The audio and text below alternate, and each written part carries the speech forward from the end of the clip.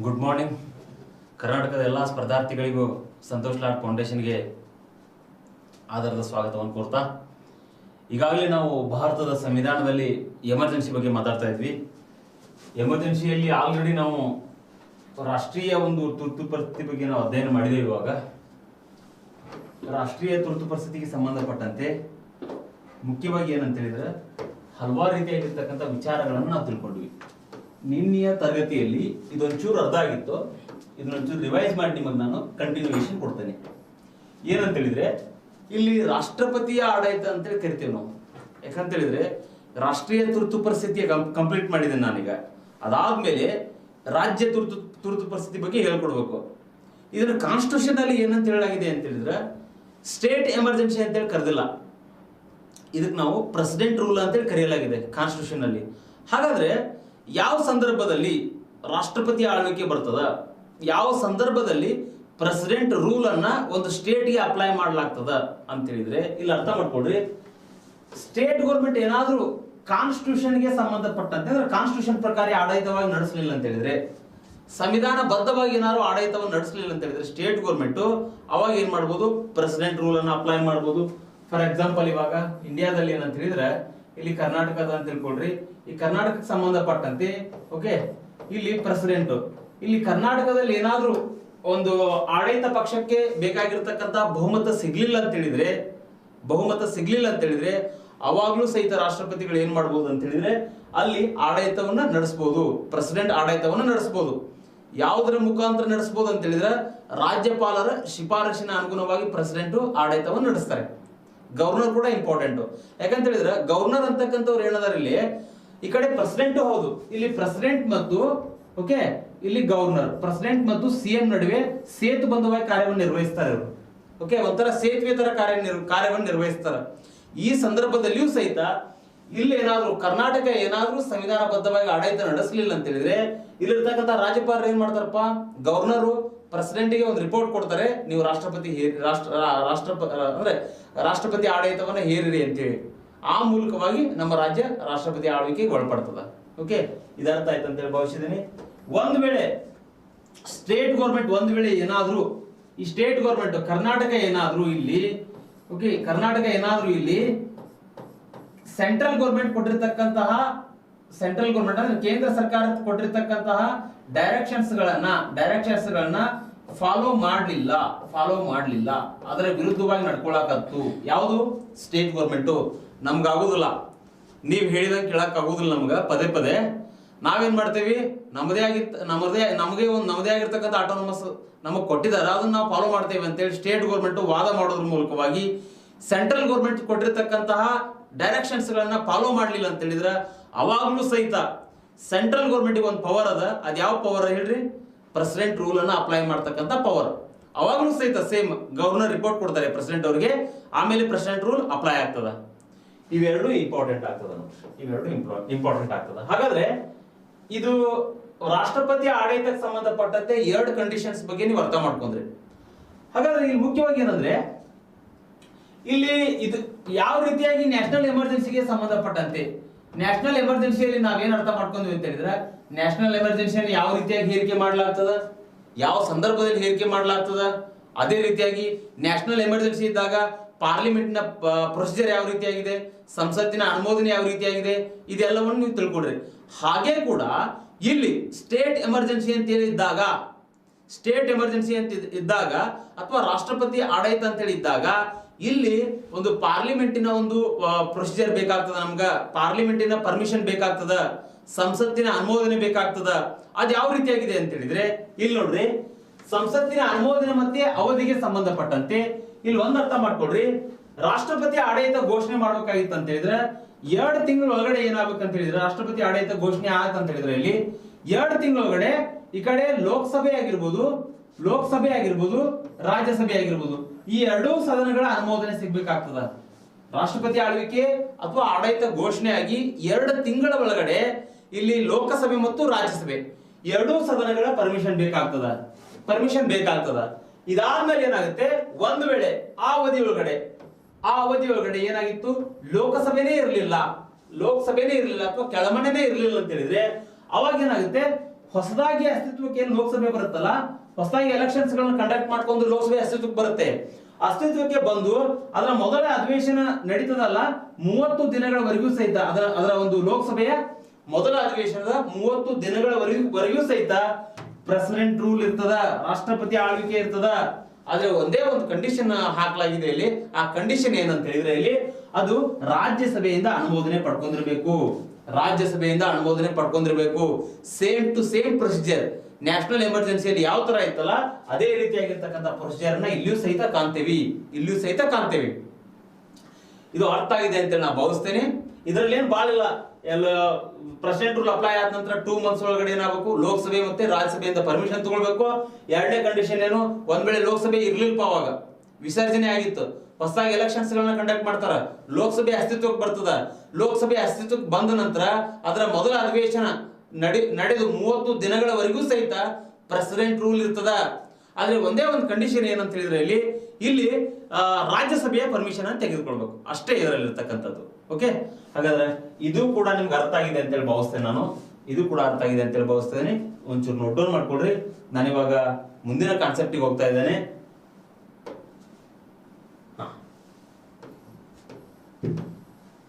ಇಲ್ಲಿ ಇನ್ನೊಂದು ಏನಂತ ಹೇಳಿದ್ರೆ, ಇನ್ನೊಂದು ಪ್ರೊಸೀಜರ್ ಏನ್ರಿ ಇಲ್ಲಿ, ಈಗ ಪ್ರೆಸಿಡೆಂಟ್ ರೂಲ್ಗೆ ಸಂಬಂಧಪಟ್ಟಂತೆ ಇಲ್ಲಿ ಲೋಕಸಭೆ ಅಥವಾ ರಾಜ್ಯಸಭೆಯ ಪರ್ಮಿಷನ್ ಸಿಕ್ತು.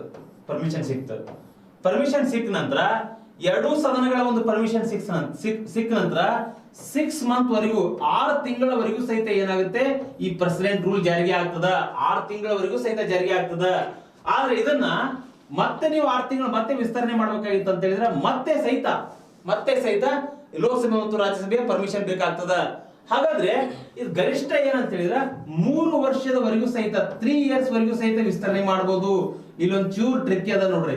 3 ಇಯರ್ಸ್ ವರೆಗೂ ಸಹಿತ ಏನ್ ಮಾಡ್ಬೋದು ನೀವು, ಪ್ರೆಸಿಡೆಂಟ್ ರೂಲ್ ಅನ್ನ ವಿಸ್ತರಣೆ ಮಾಡಬಹುದು 3 ವರ್ಷಗಳವರೆಗೂ. ಅರ್ಥ ಮಾಡ್ಕೊಳ್ರಿ. ಹಾಗಾದ್ರೆ ಇಲ್ಲಿ ಒಂದೇ ಒಂದು ಏನಾಗುತ್ತೆ, ಈ ಪ್ರೆಸಿಡೆಂಟ್ ರೂಲ್ ಅನ್ನ ಅಪ್ಲೈ ಮಾಡೋದಕ್ಕೆ ಸಂಬಂಧಪಟ್ಟಂತೆ 3 ಇಯರ್ಸ್ ಅಂತ ಹೇಳಿದ್ರಲ್ಲ, 6 ಮಂತ್ ಆದ್ಮೇಲೆ ಏನ್ ಮಾಡ್ಬೇಕು, ಪಾರ್ಲಿಮೆಂಟಿನ ಸರಳ ಬಹುಮತ ಬೇಕಾಗ್ತದ, ಸಿಂಪಲ್ ಮೆಜಾರಿಟಿ ಬೇಕಾಗ್ತದ. ಏನಪ್ಪ ಸಿಂಪಲ್ ಮೆಜಾರಿಟಿ ಅಂತ ಹೇಳಿದ್ರೆ, ಸದನದಲ್ಲಿ 50% ಜನ ಸದಸ್ಯರು ಏನ್ ಮಾಡ್ಬೇಕು, ವೋಟ್ ನೀಡಬೇಕು. 50% ಜನ ಸದಸ್ಯರು ವೋಟ್ ನೀಡುವುದರ ಮೂಲಕವಾಗಿ ಏನ್ ಮಾಡ್ಬೇಕು, ಈ ರಾಷ್ಟ್ರಪತಿ ಆಡಳಿತವನ್ನ ಮತ್ತೆ ವಿಸ್ತರಣೆ ಮಾಡಬಹುದು. ಯಾವ ರೀತಿ 50% ಸರ್ ಅಂತ ಹೇಳಿದ್ರೆ, ಇವಾಗ 400 ಜನ ಅದ ಅಂತ ತಿಳ್ಕೊಳ್ರಿ ಅವತ್ತು ಲೋಕಸಭೆ ಒಳಗಡೆ. ಅದರಲ್ಲಿ 200 ಜನ ಏನಾದ್ರೂ ಒಪ್ಪಿಗೆಯನ್ನು ಕೊಟ್ರೆ, ಅಂದ್ರೆ ಅದರ ಅರ್ಧ 50 ಅಂತ ಹೇಳಿದ್ರೆ ಅದರ ಅರ್ಧ ಒಪ್ಪಿಗೆಯನ್ನು ಕೊಟ್ರೆ ಮತ್ತೆ ಏನಾಗುತ್ತೆ, ಪ್ರೆಸಿಡೆಂಟ್ ರೂಲು ಮತ್ತೆ ಏನಾಗುತ್ತೆ, ಮುಂದೆ ಹೋಗ್ತದ. ಒಂದು ರಾಜ್ಯದ ಮೇಲೆ ಮುಂದೆ ಹೋಗ್ತಕ್ಕಂತ ಒಂದು ಅಧಿಕಾರ ಸಿಗ್ತದ. ಯಾರಿಗೆ, ಇಲ್ಲೇ ಪಾರ್ಲಿಮೆಂಟ್ ಮಾಡಿದ್ರೆ ರಾಷ್ಟ್ರಪತಿಗೆ ಅಧಿಕಾರ ಸಿಗ್ತದ. ಓಕೆ, ಹಾಗಾದ್ರೆ ಇದಕ್ಕೊಂದು ಸ್ಮಾಲ್ ಚೇಂಜಸ್ ಆಗ್ತದೆ ಇಲ್ಲಿ ಮತ್ತೆ. ಯಾಕಂತ ಹೇಳಿದ್ರೆ ಅದು ಕಾಂಗ್ರೆಸ್ ಗೌರ್ಮೆಂಟ್ ಮಾಡಿರ್ತಕ್ಕಂಥ ಅಮೆಂಡ್ಮೆಂಟ್ಸ್ ಗಳು ಇವೆಲ್ಲ ಕಾಂಗ್ರೆಸ್ ಗೌರ್ಮೆಂಟ್ ಮಾಡಿರ್ತಕ್ಕಂಥ ಅಮೆಂಡ್ಮೆಂಟ್ಸ್ ಗಳು. ಆಮೇಲೆ ಏನಾಗುತ್ತೆ, ಜನತಾ ಸರ್ಕಾರ ಬರ್ತದ. ಜನತಾ ಸರ್ಕಾರ ಏನ್ ಮಾಡುತ್ತೆ, 1978 ನಲ್ಲಿ 44 ಅಮೆಂಡ್ಮೆಂಟ್ ಮಾಡ್ಲಾಗ್ತದ. ಅರ್ಥ ಮಾಡ್ಕೊಳ್ರಿ, ಮೊನ್ನೆನೂ ಸಹಿತ ಹೇಳಿದ್ ನಿಮ್ಗ 42 ಅಮೆಂಡ್ಮೆಂಟು 44 ಅಮೆಂಡ್ಮೆಂಟು ಇವೆರಡೂ ನೋಡ್ಕೊಳ್ಬೇಕು ನೀವು. ಯಾಕಂತ ಹೇಳಿದ್ರೆ ನಮ್ಮ ಭಾರತದ ಸಂವಿಧಾನದಲ್ಲಿ ಇವೆರಡೂ ತಿದ್ದುಪಡಿಗಳು ಹೇಳಿದಾವಲ್ಲ, ಅತಿ ಹೆಚ್ಚು ಪ್ರಾಮುಖ್ಯತೆಯನ್ನು ಪಡ್ಕೊಂಡಿದಾವ. ಆ ಉದ್ದೇಶಕ್ಕೋಸ್ಕರ ಪರೀಕ್ಷೆಯಲ್ಲಿ ನಿಮಗೆ ಕೇಳ್ತಾರೆ ಇವೆರಡು ಅಮೆಂಡ್ಮೆಂಟ್ಸ್ ಸಂಬಂಧಪಟ್ಟಂತೆ. ಬೇಕಾದ್ರೆ ನೀವು ಪ್ರೀವಿಯಸ್ ಇಯರ್ ನಡೆದಿರ್ತಕ್ಕಂಥ ಎಕ್ಸಾಮ್ಸ್ ಗಳಲ್ಲಿ ಕ್ವಶನ್ ಪೇಪರ್ ಗಳನ್ನ ನೋಡಬಹುದು, ಕೇಳ್ತಾರೆ. ಹಾಗಾದ್ರೆ 1978 ರಲ್ಲಿ 44ನೇ ತಿದ್ದುಪಡಿ ಮಾಡೋದ್ರ ಮೂಲಕವಾಗಿ ಒಂದು ಸ್ಮಾಲ್ ಚೇಂಜ್ ಆಗುತ್ತೆ. ಏನಂತ ಹೇಳಿದ್ರೆ, ರಾಷ್ಟ್ರಪತಿಗಳ ಒಂದು ಆಡಳಿತ ಏನಿತ್ತಲ್ಲ 6 ತಿಂಗಳಿಗೊಮ್ಮೆ ಏನ್ ಮಾಡ್ಬೋದು ನೀವು, 1 ವರ್ಷಕ್ಕಿಂತಲೂ ಹೆಚ್ಚಿಗೆ ಸಹಿತ ವಿಸ್ತರಣೆ ಮಾಡಬಹುದು. ರಾಷ್ಟ್ರಾಧ್ಯಕ್ಷರ ಆಡಳಿತವನ್ನ 6 ತಿಂಗಳಿಗೊಮ್ಮೆ ನೀವೇನ್ ಮಾಡ್ಬೇಕು, ಅದನ್ನ ವಿಸ್ತರಣೆ ಮಾಡಬಹುದು. ಅದ್ರ ಜೊತೆಗೆ ಇನ್ನೂ ಏನಂತ ಹೇಳಿದ್ರೆ 1 ವರ್ಷಕ್ಕಿಂತ ಹೆಚ್ಚಿನ ಅವಧಿಗೂ ಸಹಿತ ವಿಸ್ತರಣೆ ಮಾಡಬಹುದು ನೀವು ಪ್ರೆಸಿಡೆಂಟ್ ರೂಲ್ ಅನ್ನ. ಯಾವ ಸಂದರ್ಭದಲ್ಲಿ ಬೇಕಲ್ಲ, ಅದು ಯಾವ ಸಂದರ್ಭದಲ್ಲಿ ವಿಸ್ತರಣೆ ಮಾಡಬಹುದು. ಒಂದೇ ಒಂದು ಏನಂತ ಹೇಳಿದ್ರೆ, ಆಗಿನ ಅವಧಿ ಒಳಗಡೆ ಭಾರತದಾದ್ಯಂತ ಓಕೆ, ಅಥವಾ ಯಾವ್ದಾದ್ರು ಒಂದು ರಾಜ್ಯದಲ್ಲಿ ಏನಂತ ಹೇಳಿದ್ರೆ ರಾಷ್ಟ್ರೀಯ ತುರ್ತು ಪರಿಸ್ಥಿತಿ ಇರಬೇಕು. ರಾಷ್ಟ್ರೀಯ ತುರ್ತು ಪರಿಸ್ಥಿತಿಯನ್ನ ಹೇರಿರಬೇಕು. ಆ ಅವಧಿ ಒಳಗಡೆ ವಿಸ್ತರಣೆ ಮಾಡಬಹುದು. ತುರ್ತು ಪರಿಸ್ಥಿತಿ ಹೇರಿರಬೇಕು. ಇನ್ನು ಎರಡನೇದು ಏನಂದ್ರೆ, ಒಂದು ವೇಳೆ ಯಾವುದೋ ಒಂದು ಫಾರ್ ಎಕ್ಸಾಂಪಲ್ ಇವಾಗ ನೋಡ್ರಿ, ಎರಡನೇ ಕಂಡೀಷನ್ ಏನಂದ್ರೆ, ಕರ್ನಾಟಕದಲ್ಲಿ ಏನ್ ಮಾಡ್ಬೇಕು, ಚುನಾವಣಾ ಆಯೋಗ ಚುನಾವಣಾ ಆಯೋಗ ಏನ್ ಮಾಡ್ಬೇಕಂತ ಹೇಳಿದ್ರ ಎಲೆಕ್ಷನ್ಸ್ ಕಮಿಷನ್ ಇಲ್ಲಿ ಕರ್ನಾಟಕದಲ್ಲಿ ಎಲೆಕ್ಷನ್ಸ್ ಗಳನ್ನ ನಡ್ಸಕ್ ಆಗುದಿಲ್ಲ ಅಂತೇಳಿ ಎಲೆಕ್ಷನ್ಸ್ ಕಮಿಷನ್ ಇಂದ ರಿಪೋರ್ಟ್ ಕೊಡ್ಬೇಕು. ಕರ್ನಾಟಕದಲ್ಲಿ ಚುನಾವಣೆಗಳನ್ನ ನಡ್ಸಕ್ ಆಗುದಿಲ್ಲ ಅಂತೇಳಿ, ವಿಧಾನಸಭೆ ಚುನಾವಣೆಗಳನ್ನ ನಡ್ಸಕ್ ಆಗುದಿಲ್ಲ ಅಂತೇಳಿ ಇಲ್ಲಿ ಎಲೆಕ್ಷನ್ಸ್ ಕಮಿಷನ್ ಇಂದ ದೃಢೀಕರಣವಾಗಿರ್ತಕ್ಕಂಥ ಒಂದು ರಿಪೋರ್ಟ್ ಅನ್ನು ಕೊಟ್ರೆ, ಅರ್ಥ ಮಾಡ್ಕೊಳ್ರಿ, ಒಂದು ರಿಪೋರ್ಟ್ ಅನ್ನು ಕೊಟ್ರೆ ಮತ್ತೆ ಪ್ರೆಸಿಡೆಂಟ್ ರೂಲ್ ಅನ್ನ ಮುಂದುವರಿಸಬಹುದು. ಮತ್ತೆ ಪ್ರೆಸಿಡೆಂಟ್ ರೂಲ್ ಅನ್ನ ಮುಂದೆ ಹಾಕ್ತಾ ಹೋಗ್ಬೋದು. 6 ತಿಂಗಳಿಗಿಂತ 6 ತಿಂಗಳಾದ ನಂತರ ಮತ್ತೆ ಇನ್ನೂ 6 ತಿಂಗಳ, ಮತ್ತೆ 1 ವರ್ಷ 2 ವರ್ಷ ಅಲ್ಲಿವರೆಗೂ ಸಹಿತ ಮುಂದುವರಿಸಬಹುದು. ಅದು ಯಾವ ಅಮೆಂಡ್ಮೆಂಟ್? 1978 44 ಅಮೆಂಡ್ಮೆಂಟ್. ಈ ಅಮೆಂಡ್ಮೆಂಟ್ ಪ್ರಕಾರ 6 ತಿಂಗಳಿಗೊಮ್ಮೆ 1 ವರ್ಷಕ್ಕಿಂತ ಹೆಚ್ಚಿನ ಅವಧಿಗೂ ಸಹಿತ ಏನ್ ಮಾಡ್ಬೋದು ನೀವು? ಪ್ರೆಸಿಡೆಂಟ್ ರೂಲ್ ಅನ್ನ, ರಾಷ್ಟ್ರಪತಿ ಆಳ್ವಿಕೆಯನ್ನ ವಿಸ್ತರಣೆ ಮಾಡಬಹುದು, ಹೆಚ್ಚಿಸಬಹುದು.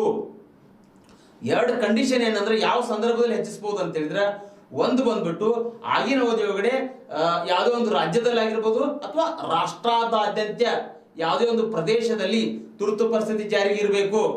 ಇನ್ನು 2ನೇ ಕಂಡೀಷನ್ ಏನು ಅಂತ ಹೇಳಿದ್ರೆ, ಯಾವುದೋ ಒಂದು ರಾಜ್ಯದ ವಿಧಾನಸಭೆಗೆ ಸಂಬಂಧಪಟ್ಟಂತೆ ಅಲ್ಲಿ ಎಲೆಕ್ಷನ್ಸ್ ಗಳನ್ನ ಕಂಡಕ್ಟ್ ಮಾಡಕ್ ಆಗುದಿಲ್ಲ ಅಂತೇಳಿ ಎಲೆಕ್ಷನ್ಸ್ ಕಮಿಷನ್ ಒಂದು ದೃಢೀಕರಣವನ್ನು ಕೊಡಬೇಕು. 2 ಕಂಡೀಷನ್ ಇದ್ದಾಗ ಅಲ್ಲಿ ಏನ್ ಮಾಡ್ಬೋದು? ಪ್ರೆಸಿಡೆಂಟ್ ರೂಲ್ ಅನ್ನ, ರಾಷ್ಟ್ರಪತಿ ಆಳ್ವಿಕೆಯನ್ನ ಏನ್ ಮಾಡ್ಬೋದು ಅಂತ ಹೇಳಿದ್ರೆ ಅಲ್ಲಿ ಹೆಚ್ಚಿಗೆ ವಿಸ್ತರಿಸಬಹುದು. 2 ಇಂಪಾರ್ಟೆಂಟ್ ಆಗ್ತಾವ ಕಂಡೀಷನ್ಸ್ಗಳು. ಓಕೆ, ಹಾಗಾದ್ರೆ ಈ ಕಾನ್ಸೆಪ್ಟ್ ಸಹಿತ ನಿಮ್ಗೆ ಅರ್ಥ ಆಗಿದೆ ಅಂತ ನಾ ಭಾವಿಸ್ತೇನೆ. ಇವಾಗ ನಾನು ಮುಂದೆ ಹೋಗ್ತಾ ಇದ್ದೇನೆ, ಇದನ್ನ ಸಹಿತ ನೋಟ್ ಡೌನ್ ಮಾಡ್ಕೊಡ್ರಿ, ಇಂಪಾರ್ಟೆಂಟ್ ಆಗ್ತದೆ. ಯಾಕಂತ ಹೇಳಿದ್ರೆ ಹುಡುಗರು ಎಮರ್ಜೆನ್ಸಿ ಪ್ರಾವಿಷನ್ಸ್ ಗಳನ್ನ ಓದಕ್ ಹೋಗೋದಿಲ್ಲ.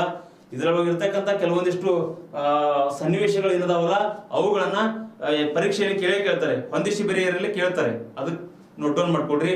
ಇಲ್ಲಿ ಅಮೆಂಡ್ಮೆಂಟ್ಸ್ ಗಳು ಏನ್ ಬರ್ತಾವಲ್ಲ, ಅಮೆಂಡ್ಮೆಂಟ್ಸ್ ಗಳನ್ನು ಸಹಿತ ನೀವು ಏನ್ ಮಾಡ್ಬೇಕು? ಓದಬೇಕು.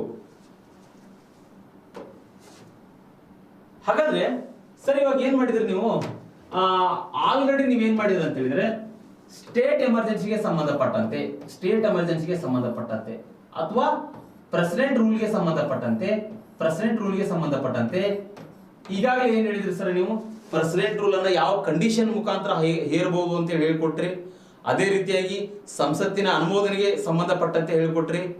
ಹಾಗಾದ್ರೆ ಇಲ್ಲಿ ಏನಂದ್ರೆ ಯಾವುದೇ ಸಂದರ್ಭದಲ್ಲಿಯೂ ಸಹಿತ ರಾಷ್ಟ್ರಪತಿಗಳು ಆ ರಾಜ್ಯ ತುರ್ತು ಪರಿಸ್ಥಿತಿ ಅಂದ್ರೆ ಯಾವುದೋ ಒಂದು ರಾಜ್ಯದ ಮೇಲೆ ಹೇರಿದ್ರೆ ಆ ತುರ್ತು ಪರಿಸ್ಥಿತಿಯನ್ನ ಯಾವುದೇ ಸಂದರ್ಭದಲ್ಲಿಯೂ ಸಹಿತ ಹಿಂದಕ್ಕೆ ತಗೊಳ್ಬಹುದು. ಅದನ್ನ ಏನ್ ಮಾಡಲಾಗಿದೆ? ಪ್ರೆಸಿಡೆಂಟ್ಗೆ ಪವರ್ ನೀಡಲಾಗಿದೆ. ಹಾಗಾದ್ರೆ ಇಲ್ಲಿ ಒಂದು ವೇಳೆ ಏನಾದ್ರೂ ಪ್ರೆಸಿಡೆಂಟ್ ರೂಲ್ ಅಪ್ಲೈ ಆದಾಗ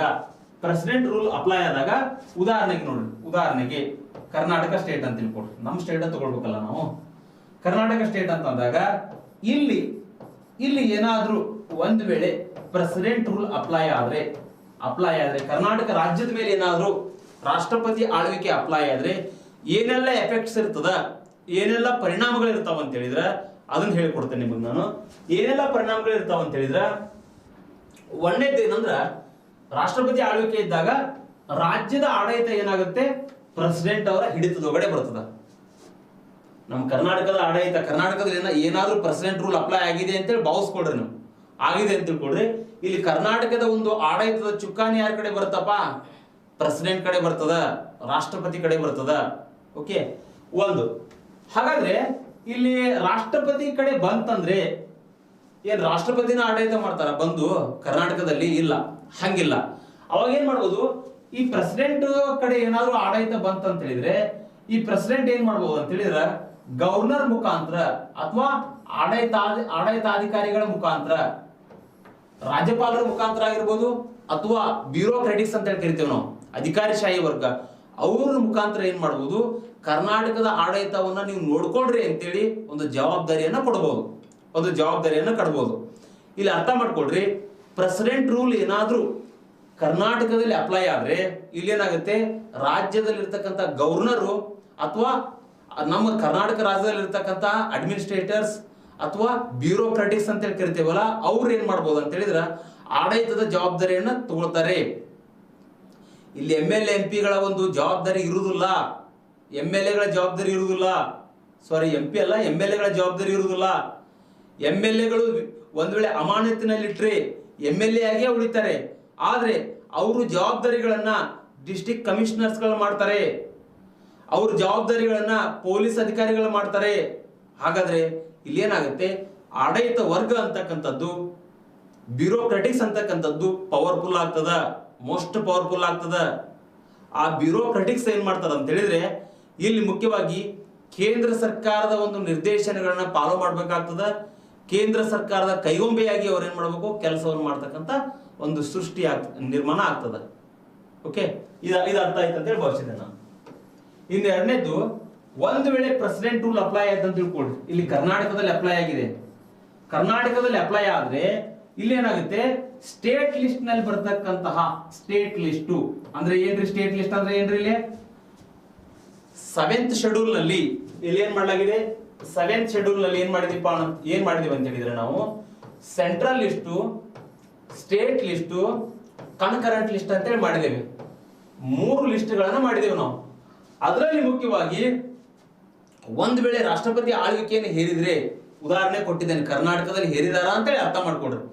ಇಲ್ಲಿ ಹೇರಿದ್ರೆ ಸ್ಟೇಟ್ ಲಿಸ್ಟ್ ನಲ್ಲಿ ಬರ್ತಕ್ಕಂತಹ ಎಲ್ಲಾ ಕಾನೂನುಗಳನ್ನ ರೂಪಿಸ್ತಕ್ಕಂತ ಅಧಿಕಾರ ಯಾರ ಬಳಿ ಹೋಗುತ್ತೆ ಅಂತ ಹೇಳಿದ್ರೆ, ಕೇಂದ್ರ ಸರ್ಕಾರದ ಬಳಿ ಹೋಗ್ತದ. ಕಾನೂನುಗಳನ್ನು ರೂಪಿಸ್ತಕ್ಕಂತ ಜವಾಬ್ದಾರಿ ಕೇಂದ್ರ ಸರ್ಕಾರದ ಬಳಿ ಹೋಗ್ತದ.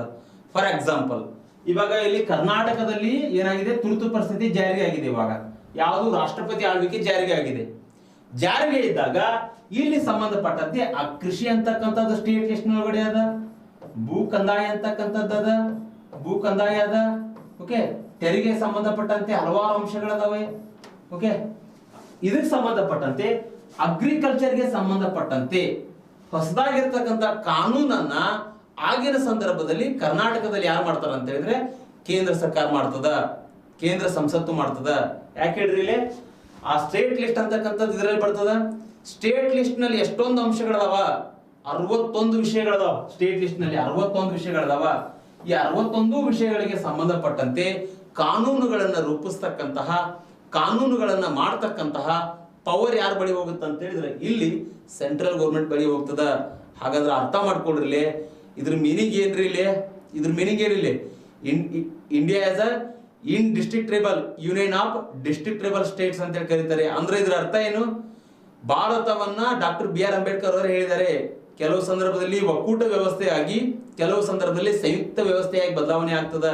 ಬಟ್ ಇಲ್ಲಿ ಯುನಿಟರಿ ಫೀಚರ್ಸ್ ಅನ್ನ ಹೊಂದಲಾಗ್ತದೆ. ಯಾವಾಗ ಎಮರ್ಜೆನ್ಸಿ ಅಂತಕ್ಕಂಥದ್ದು ಬಂದ್ರೆ ಕೇಂದ್ರ ಸರ್ಕಾರ ಏಕಾತ್ಮಕತೆಯಾಗಿ ಬದಲಾವಣೆ ಆಗ್ತದ. ಎಲ್ಲಾ ರಾಜ್ಯ ಸರ್ಕಾರಗಳೇನದಾವಲ್ಲ ಅವೆಲ್ಲವುಗಳನ್ನ ರಾಜ್ಯ ಸರ್ಕಾರ ಎಲ್ಲವುಗಳನ್ನ ಕೇಂದ್ರ ಸರ್ಕಾರ ಕೈಗೊಂಬೆಯಾಗಿ ಇಟ್ಕೊಳ್ತದ. ಕೈಗೊಂಬೆಯಾಗಿ ಇಟ್ಕೊಂಡು ತನಗೆ ಹೆಂಗ್ ಬರ್ತಲ್ಲ ಹಂಗ ಆಟ ಆಡಿಸ್ತದ. ಆದ್ರೆ ಅದಕ್ಕೂ ಕೂಡ ರೆಸ್ಟ್ರಿಕ್ಷನ್ಸ್ ಹೇರಲಾಗಿದೆ. ಅದನ್ನು ಮುಂದೆ ಮಾತಾಡ್ತೇನೆ ನಾನು. ಓಕೆ, ಹಾಗಾದ್ರೆ ಇದು ಕೂಡ ಎರಡನೇ ಪಾಯಿಂಟ್ ಕೂಡ ಅರ್ಥ ಆಗಿದೆ ಅಂತ ಹೇಳಿ ಭಾವಿಸ್ತೇನೆ ನಾನು. ರಾಜ್ಯ ಪಟ್ಟಿಯಲ್ಲಿರ್ತಕ್ಕಂಥ ಯಾವುದೇ ವಿಷಯದ ಮೇಲೆ ಕಾನೂನು ಮಾಡ್ತಕ್ಕಂಥ ಅಧಿಕಾರ. ಇನ್ನು ಮೂರನೇದು, ಬಜೆಟ್ ಅನ್ನ ಸಂಸತ್ತು ಅನುಭವಿಸ್ತದ. ಈಗ ಉದಾಹರಣೆಗೆ ಕರ್ನಾಟಕ ಅಂತ ಹೇಳಿ ತಗೊಂಡಿದ್ದೇನೆ. ಇಲ್ಲಿ ಒಂದ್ರೆ ಪ್ರೆಸಿಡೆಂಟ್ ರೂಲ್ ಬಂದ್ರೆ ಈ ಬಜೆಟ್ಗೆ ಸಂಬಂಧಪಟ್ಟಂತೆ ಬಜೆಟ್ ಮಾಡ್ತಕ್ಕಂಥ ಪವರ್ ಯಾರಿಗೆ ಬರ್ತದ, ನಮ್ಮ ಪಾರ್ಲಿಮೆಂಟಿಗೆ ಬರ್ತದ. ಪಾರ್ಲಿಮೆಂಟ್ ಏನ್ ಮಾಡ್ಬೋದು, ಕರ್ನಾಟಕದ ಬಜೆಟ್ ಅನ್ನ ಅನುಮೋದಿಸಬಹುದು. ಆ ರೀತಿಯಾಗಿರ್ತಕ್ಕಂಥ ಸಿಚುವೇಶನ್ ಈ ಪ್ರೆಸಿಡೆಂಟ್ ರೂಲ್ ಇದ್ದಾಗ ಆಗ್ತದ ನಮ್ಮಲ್ಲಿ. ಓಕೆ, ಪ್ರೆಸಿಡೆಂಟ್ ರೂಲ್ ಇದ್ದಾಗ ಈ ರೀತಿ ಬದಲಾವಣೆಗಳು ಚೇಂಜ್ ಆಗ್ತಾ ಹೋಗ್ತವೆ. ಈ ಮೂರು ಕೂಡ ನೋಟ್ ಡೌನ್ ಮಾಡ್ಕೊಳ್ರಿ, ಇಂಪಾರ್ಟೆಂಟ್ ಆಗ್ತವ. ನಾನಿವಾಗ ಮುಂದಿನ ಕಾನ್ಸೆಪ್ಟಿಗೆ ಹೋಗ್ತಾ ಇದ್ದೇನೆ. ಇಲ್ಲಿ 4ನೇ ಕಾನ್ಸೆಪ್ಟ್ ಏನಂದ್ರೆ ರಾಜ್ಯದ ಖರ್ಚು ವೆಚ್ಚ. ಇಲ್ಲಿ ಏನಾಗುತ್ತೆ ಅಂತ ಹೇಳಿದ್ರೆ, ಪ್ರೆಸಿಡೆಂಟ್ ರೂಲ್ ಅಪ್ಲೈ ಆಗಿದೆ ಅಂತ ಹೇಳಿದೆ. ಇಲ್ಲಿ ಸಂಬಂಧಪಟ್ಟಂತೆ ರಾಜ್ಯದ ಖರ್ಚು ವೆಚ್ಚ ಅಂದ್ರೆ ಕರ್ನಾಟಕದ ಖರ್ಚು ವೆಚ್ಚನ್ನ ಸಂಚಿತ ನಿಧಿಯಿಂದ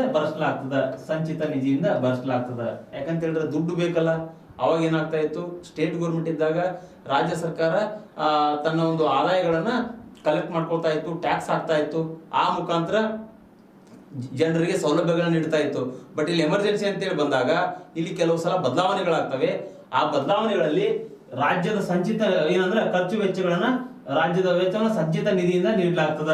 ಸಂಚಿತ ನಿಧಿಯಿಂದ ನೀಡುವುದರ ಮೂಲಕವಾಗಿ ಅಭಿವೃದ್ಧಿ ಮಾಡ್ತಕ್ಕಂಥ ಕೆಲಸ ಸೆಂಟ್ರಲ್ ಗೌರ್ಮೆಂಟ್ ಮಾಡ್ತದ. ಇನ್ನು 5ನೇದು ಏನಂದ್ರ ಒಂದೇ ಒಂದು, ಇಲ್ಲಿ ನೀವು ಇದನ್ನ ಅರ್ಥ ಮಾಡ್ಕೊಳ್ಬೇಕು. ಇದು ಇಂಪಾರ್ಟೆಂಟ್ ಆಗ್ತದೆ ನೋಡ್ರಿ, ಎಕ್ಸೆಪ್ಷನ್ ಪಾರ್ಟ್. ಇದು ರಾಷ್ಟ್ರಪತಿ ಆಡಳಿತದ ಪರಿಣಾಮದ ಬಗ್ಗೆ ಇರತಕ್ಕಂಥ ಎಕ್ಸೆಪ್ಷನ್ ಪಾರ್ಟ್. ಸರ್ ಏನ್ರಿ ಎಕ್ಸೆಪ್ಷನ್ ಪಾರ್ಟ್ ಅಂದ್ರ, ಎಲ್ಲಾ ಅಧಿಕಾರಗಳನ್ನ ಒಂದ್ ವೇಳೆ ರಾಷ್ಟ್ರಪತಿಗಳು ತೆಗೆದುಕೊಂಡ್ರು ಸಹಿತ, ಯೂನಿಯನ್ ಗೌರ್ಮೆಂಟ್ ತೆಗೆದುಕೊಂಡ್ರು ಸಹಿತ, ಇಲ್ಲಿ ಯಾವುದೇ ಕಾರಣಕ್ಕೂ ಸಹಿತ ಹೈಕೋರ್ಟ್ ಅಧಿಕಾರ ವ್ಯಾಪ್ತಿಯನ್ನ, ಹೈಕೋರ್ಟ್ ಅಧಿಕಾರ ಮತ್ತು ಅದರ ವ್ಯಾಪ್ತಿಯನ್ನ ರದ್ದುಗೊಳಿಸ್ತಕ್ಕಂಥ ಅಧಿಕಾರ ಇಲ್ಲ. ಹೈಕೋರ್ಟಿನ ಅಧಿಕಾರ ವ್ಯಾಪ್ತಿಯನ್ನ ರದ್ದುಗೊಳಿಸ್ತಕ್ಕಂಥ ಅಧಿಕಾರ ಇಲ್ಲ. ಸೆಂಟ್ರಲ್ ಗೌರ್ಮೆಂಟ್ಗೆ ಇಲ್ಲ. ಅರ್ಥ ಮಾಡ್ಕೊಳ್ರಿ, ಇದೊಂದು ಎಕ್ಸೆಪ್ಷನ್ ಪಾರ್ಟ್ ಆಗ್ತದ. ಇಂತಹ ವಿಷಯಗಳನ್ನೇ ಪರೀಕ್ಷೆಯಲ್ಲಿ ಕೇಳ್ತಾರೆ.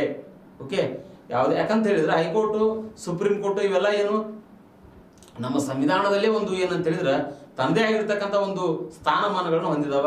ಅದಕ್ಕೆ ಸಂಬಂಧಪಟ್ಟಂತೆ ಪ್ರೆಸಿಡೆಂಟ್ ರೂಲ್ ಅಪ್ಲೈ ಆದಾಗ ಅವು ರದ್ದಾಗುವುದಿಲ್ಲ, ಚಾಲ್ತಿಯಲ್ಲಿರ್ತವೆ. ರಾಷ್ಟ್ರಪತಿಗಳು, ಇದು 5ನೇದು, ರಾಷ್ಟ್ರಪತಿಗಳು ರಾಜ್ಯ ವಿಧಾನಸಭೆಯನ್ನ ಅಮಾನತಿನಲ್ಲಿ ಇಡ್ತಾರೆ. ರಾಷ್ಟ್ರಪತಿಗಳು ಏನ್ ಮಾಡ್ತಾರೆ, ಪ್ರೆಸಿಡೆಂಟ್ ರೂಲ್ ಅಪ್ಲೈ ಆದಾಗ ರಾಜ್ಯ ವಿಧಾನಸಭೆಯನ್ನ ಅಮಾನತಿನಲ್ಲಿ ಇಡ್ತಾರೆ. ನಿಮ್ಗೆ 2 ಕಾನ್ಸೆಪ್ಟ್ಗಳನ್ನ ತಿಳಿಸ್ಕೊಡ್ತೇನೆ ನಾನು ನಿಮ್ಗೆ. ಇಲ್ಲಿ ಅಮಾನತು ಅಂದ್ರೆ ಏನು, ವಿಸರ್ಜನೆ ಅಂದ್ರೆ ಏನು, ಇವೆರಡು ಬೇಕು ನಿಮ್ಗ. ಇಲ್ಲಿ ನೋಡ್ರಿ, ಈ ಕಾನ್ಸೆಪ್ಟ್ ಇಂಪಾರ್ಟೆಂಟ್ ಆಗ್ತದೆ ನೋಡ್ರಿ. ರಾಷ್ಟ್ರಪತಿಗಳು ರಾಜ್ಯ ವಿಧಾನಸಭೆಯನ್ನ ಅಮಾನತಿನಲ್ಲಿ ಇಡ್ತಾರೆ ಅಂತ ಹೇಳಿದ್ರೆ, ಉದಾಹರಣೆಗೆ ನೋಡ್ರಿ, ಕರ್ನಾಟಕ ಪ್ರೆಸಿಡೆಂಟ್ ರೂಲ್ ಅಪ್ಲೈ ಆಗಿದೆ. ಇರಲಿ, ಪ್ರೆಸಿಡೆಂಟ್ ರೂಲ್ ಅಪ್ಲೈ ಆಗಿದೆ, ಪ್ರೆಸಿಡೆಂಟ್ ರೂಲ್ ಅಪ್ಲೈ ಆಗಿದೆ ಕರ್ನಾಟಕದಲ್ಲಿ. ಹಾಗಾದ್ರೆ ಇಲ್ಲಿ ಅಪ್ಲೈ ಆದಾಗ ಇಲ್ಲಿ ಅಸೆಂಬ್ಲಿ ಅಂತಕ್ಕಂಥದ್ದು, ವಿಧಾನಸಭೆ ಅಂತಕ್ಕಂಥದ್ದು ಏನದ ಅಂದ್ರೆ ವಿಧಾನಸಭೆ. ಈ ವಿಧಾನಸಭೆಯನ್ನ ಅಮಾನತಿನಲ್ಲಿ ಯಾರು ಇಡ್ತಾರೆ, ಪ್ರೆಸಿಡೆಂಟ್ ಇರ್ತಾರೆ. ವಿಧಾನಸಭೆಯನ್ನ ಅಮಾನತಿನಲ್ಲಿ ಯಾರು ಇಡ್ತಾರೆ, ಪ್ರೆಸಿಡೆಂಟ್ ಇರ್ತಾರೆ. ಸರ್ ಹಾಗಾದ್ರೆ ಅಮಾನತ್ ಅಂದ್ರೆ ಏನ್ರಿ? ಇಲ್ಲಿ ಅಮಾನತ್ ಅಂತ ಹೇಳಿದ್ರೆ ಇಲ್ಲಿ MLA ಏನಾಗ್ತಾರೆ, MLA ಇರ್ತಾರೆ. ಆದ್ರೆ ಇವ್ರಿಗೆ ಯಾವುದೇ ರೀತಿಯಾಗಿರ್ತಕ್ಕಂಥ ಪವರ್ ಇರುವುದಿಲ್ಲ, ಯಾವುದೇ ರೀತಿಯಾಗಿರ್ತಕ್ಕಂಥ ಪವರ್ ಇರುವುದಿಲ್ಲ. ಆದ್ರೆ ಆ ಪವರ್ ಅನ್ನ ಬ್ಯೂರೋಕ್ರಾಟಿಕ್ಸ್ ಕೊಟ್ಟಿರ್ತಾರೆ, ಆಡಳಿತಶಾಹಿ ವರ್ಗದವರಿಗೆ ಕೊಟ್ಟಿರ್ತಾರೆ. MLA ಉಳಿತಾರೆ, ಬಟ್ ಪವರ್ ಅಂತಕ್ಕಂಥದ್ದು ಇರುವುದಿಲ್ಲ. ಶಾಸಕ ಸ್ಥಾನವನ್ನ ಅವರು ಕಳ್ಕೊಳ್ಳೋದಿಲ್ಲ, ಶಾಸಕ ಸ್ಥಾನದಲ್ಲೇ ಇರ್ತಾರೆ. ಹಾಗಾದ್ರೆ ವಿಸರ್ಜನೆ ಅಂದ್ರೆ ಏನ್ರಿ? ವಿಸರ್ಜನೆ ಅಂತ ಹೇಳಿದ್ರೆ ಇಲ್ಲಿ MLA MP ಏನದಾರಲ್ಲ, MLA MP ಇರುವುದಿಲ್ಲ. MLA MP ತಮ್ಮ ಸ್ಥಾನಮಾನವನ್ನು ಕಳ್ಕೊತಾರೆ. ವಿಸರ್ಜನೆ ಅಂದ್ರೆ ಶಾಸಕರ ಒಂದು ಸ್ಥಾನಮಾನವನ್ನು ಕಳ್ಕೊತಾರೆ. ಇಲ್ಲಿ ಅಂದ್ರೆ ವಿಸರ್ಜನೆ ಅಂದ್ರೆ ಅರ್ಥ ಮಾಡ್ಕೊಂಡ್ಬಿಡ್ರಿ, ಆ ಗೌರ್ಮೆಂಟೇ ಇರುವುದಿಲ್ಲ, ಮತ್ತೆ ಹೊಸದಾಗಿ ಏನ್ ಮಾಡ್ಬೇಕು, ಎಲೆಕ್ಷನ್ಸ್ ಗಳನ್ನ ಕಂಡಕ್ಟ್ ಮಾಡ್ಬೇಕು. ಹಾಗಾದ್ರೆ 2 ಅಂಶ ನಿಮ್ಗೆ ಇಂಪಾರ್ಟೆಂಟ್ ಆಗ್ತದ, ಅಮಾನತ್ ಮತ್ತು ವಿಸರ್ಜನೆ. ಇವೆರಡು ಕಾನ್ಸೆಪ್ಟ್ ತಿಳ್ಕೊಳ್ಬೇಕು ನೀವು. ಯಾಕಂತ ಹೇಳಿದ್ರೆ ಮುಂದೆ ನಿಮಗೆ ನಾನು SR ಬೊಮ್ಮಾಯಿ ಅವರ ಕೇಸ್ ಹೇಳ್ಕೊಡ್ಬೇಕು. ಆರ್ಟಿಕಲ್ 356 ಯೂಸ್ ಮಾಡಿಕೊಂಡು ಅದು ಮಿಸ್ಯೂಸ್ ಆಗ್ತಾ ಹೋಗ್ತದ. ಅದ್ರ ವಿರುದ್ಧ ಏನಾಗುತ್ತೆ, ಕರ್ನಾಟಕದ ಒಂದು ಮಾನ್ಯ ಮುಖ್ಯಮಂತ್ರಿಗಳು ಏನ್ ಮಾಡ್ತಾರೆ ಅಂತ ಹೇಳಿದ್ರೆ 1994 ಸುಪ್ರೀಂ ಕೋರ್ಟಿಗೆ ಹೋಗ್ತದೆ ಕೇಸ್. ಅದು 1989 ರಿಪೋರ್ಟ್ ಬರ್ತದೆ, 1994 ಸುಪ್ರೀಂ ಕೋರ್ಟ್ ರಿಪೋರ್ಟ್ ಕೊಡ್ತದೆ. 1989 ಏನಾಗುತ್ತದು, ಸುಪ್ರೀಂ ಕೋರ್ಟಿಗೆ ಹೋಗಿರ್ತದೆ ಕೇಸು. ಅದ್ರ ಬಗ್ಗೆ ಹೇಳ್ಬೇಕಾಗಿತ್ತು ಅಂತ ಹೇಳಿದ್ರೆ ನಿಮ್ಗೆ ಅಮಾನತ್ತು ಮತ್ತು ವಿಸರ್ಜನೆ ಇವೆರಡು ಕಾನ್ಸೆಪ್ಟ್ ನಿಮ್ಗೆ ತಿಳ್ಕೊಳ್ಬೇಕು. ತಿಳ್ಕೊಂಡಾಗ ಏನಾಗುತ್ತೆ, ಕೇಸ್ ಹೇಳ್ಬೇಕಾದ್ರೆ ನಿಮ್ಗೆ ಅರ್ಥ ಆಗುತ್ತೆ. ಓಕೆ, ಹಾಗಾದ್ರೆ ನಾನು ಇವಾಗ ಮುಂದೆ ಹೋಗ್ತಾ ಇದ್ದೇನೆ. ಇಲ್ಲಿ ನೋಡ್ರಿ, ಇಲ್ಲೊಂದು ಅರ್ಥ ಮಾಡ್ಕೊಳ್ರಿ. ಇದುವರೆಗೂ ಸಹಿತ ಈಗ ಏನ್ ಮಾಡಿದ್ರಿ ನೀವು, ಪ್ರೆಸಿಡೆಂಟ್ ರೂಲ್ ಬಗ್ಗೆ ಅರ್ಥ ಮಾಡ್ಕೊಂಡ್ರಿ, ಸಂಸತ್ತಿನ ಅನುಮೋದನೆ ಬಗ್ಗೆ ಅರ್ಥ ಮಾಡ್ಕೊಂಡ್ರಿ, ಜೊತೆಗೆ ಪ್ರೆಸಿಡೆಂಟ್ ರೂಲ್ ಇದ್ದಾಗ ರಾಜ್ಯ ಸರ್ಕಾರಗಳ ಒಂದು ಪವರ್ ಬಗ್ಗೆ ತಿಳ್ಕೊಂಡ್ರಿ ನೀವು. ಅಂದ್ರೆ ಏನೆಲ್ಲ ಆಗ್ತದ ಪ್ರೆಸಿಡೆಂಟ್ ರೂಲ್ ಇದ್ದಾಗ, ರಾಜ್ಯದಲ್ಲಿ ಬದಲಾವಣೆಗಳು ಯಾವ ರೀತಿ ಆಗ್ತವೆ, ಅದೆಲ್ಲದ್ರ ಬಗ್ಗೆ ಅರ್ಥ ಮಾಡ್ಕೊಂಡ್ರಿ. ಹಾಗಾದ್ರೆ ಇಲ್ಲಿ ಮುಖ್ಯವಾಗಿ ಆರ್ಟಿಕಲ್ 356 ಅಂತೇಳಿ ಬಂದಾಗ ಇಲ್ಲಿ ಏನೆಲ್ಲ ಬದಲಾವಣೆಗಳಾಗಿದ್ದಾವೆ, ನಮ್ಮ ಭಾರತದ ಒಂದು ಏನಂತ ಹೇಳಿದ್ರೆ ಒಂದು ಇತಿಹಾಸವನ್ನು ನಾವು ಗಮನಿಸಿದಾಗ ಏನಾಗುತ್ತೆ ಅಂತ ಹೇಳಿದ್ರೆ ಇಲ್ಲಿ ಮುಖ್ಯವಾಗಿ ಹಲವಾರು ರೀತಿಯಾಗಿರ್ತಕ್ಕಂತಹ ಒಂದು ತುರ್ತು ಪರಿಸ್ಥಿತಿಗೆ ನಮ್ಮ ದೇಶ ಒಳಪಟ್ಟಿದೆ. ಒಂದೇ ರೀತಿಯಾಗಿಲ್ಲ. ಎಮರ್ಜೆನ್ಸಿ ಅಂತಕ್ಕಂಥದ್ದು ಏನದಲ್ಲ, ಅದೊಂದು ಅಸ್ತ್ರವನ್ನ ನಮ್ಮ ಎಲ್ಲಾ ಪೊಲಿಟಿಕಲ್ ಪಾರ್ಟೀಸ್ಗಳು ಸಹಿತ, ಎಲ್ಲಾ ರಾಜಕೀಯ ಪಕ್ಷಗಳು ಏನ್ ಮಾಡಿದಾವೆ ಅಂತ ಹೇಳಿದ್ರೆ ತಮ್ಮ ಸ್ವಹಿತಾಸಕ್ತಿಗೋಸ್ಕರ ಆರ್ಟಿಕಲ್ 356 ಅನ್ನ ಬಳಸಿದ ಹೊರತು ಸಂವಿಧಾನಬದ್ಧವಾಗಿ ಒಂದು ರಾಜ್ಯಕ್ಕೆ ಬೇಕಾಗಿರ್ತಕ್ಕಂಥ ಒಂದು ಸ್ಥಾನಮಾನಕ್ಕೋಸ್ಕರ ಯಾವುದೇ ರೀತಿ 356 ಅನ್ನ ಹೇರಿಕೆ ಮಾಡಿಲ್ಲ. ಒಂದ್ ಅರ್ಥ ಮಾಡ್ಕೊಡ್ರಿ, 356 ಅಂತಕ್ಕಂಥದ್ದು ಯಾವ ಮಟ್ಟಕ್ಕೆ ಪವರ್ಫುಲ್ ಆಗಿತ್ತು ಅಂತ ಹೇಳಿದ್ರೆ 1970 ಏನಾಗುತ್ತೆ ಅಂತ ಹೇಳಿದ್ರೆ UP ಒಳಗಡೆ ಏನಾಗುತ್ತೆ, ಇಲ್ಲಿ ಚರಣ್ ಸಿಂಗ್ ಸರ್ಕಾರವನ್ನ ವಜಾಗೊಳಿಸುವಂತ ಸಂದರ್ಭದಲ್ಲಿ ಅವಾಗಿನ ರಾಷ್ಟ್ರಪತಿಗಳು ರಷ್ಯಾದ ಕೇವ್ನಲ್ಲಿ ಇರ್ತಾರೆ. ರಷ್ಯಾದ ಕೇವ್ನಲ್ಲಿ ಇದ್ರೂ ಸಹಿತ ಏನ್ ಮಾಡ್ತಾರ ಅಂತ ಹೇಳಿದ್ರೆ ಒಬ್ಬ ಆಫೀಸರ್ ಅನ್ನ ಕಳಿಸೋದ್ರ ಮುಖಾಂತರವಾಗಿ ರಾಷ್ಟ್ರಪತಿಗಳು ಅಲ್ಲಿಂದಲೇ ಏನ್ ಮಾಡ್ತಾರೆ, ಒಂದು ಸಹಿಯನ್ನ ಮಾಡೋದ್ರ ಮೂಲಕವಾಗಿ ಏನಾಗುತ್ತೆ, ಆ ಚರಣ್ ಸಿಂಗ್ ಸರ್ಕಾರವನ್ನ ವಜಾಗೊಳಿಸ್ತಕ್ಕಂಥ ಕೆಲಸ ಮಾಡ್ಲಾಗ್ತದ. ಅಷ್ಟೊಂದು ಏನಂತ ಹೇಳಿದ್ರೆ ಪವರ್ಫುಲ್ ಆಗಿರ್ತಕ್ಕಂಥದ್ದು ಯಾವುದು ಆರ್ಟಿಕಲ್ 356. ಇದು ಹಲವಾರು ರೀತಿಯಲ್ಲಿ ಟೀಕೆ ಕೂಡ ಒಳಪಡ್ತು. ಅದಾದ್ಮೇಲೆ ಏನಾಗುತ್ತೆ 1978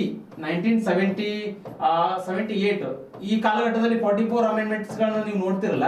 ಇವೆಲ್ಲ ಅಮೆಂಡ್ಮೆಂಟ್ಸ್ ಗಳಾಗಿದ್ದು ಜನತಾ ಸರ್ಕಾರ ಇದ್ದಾಗ.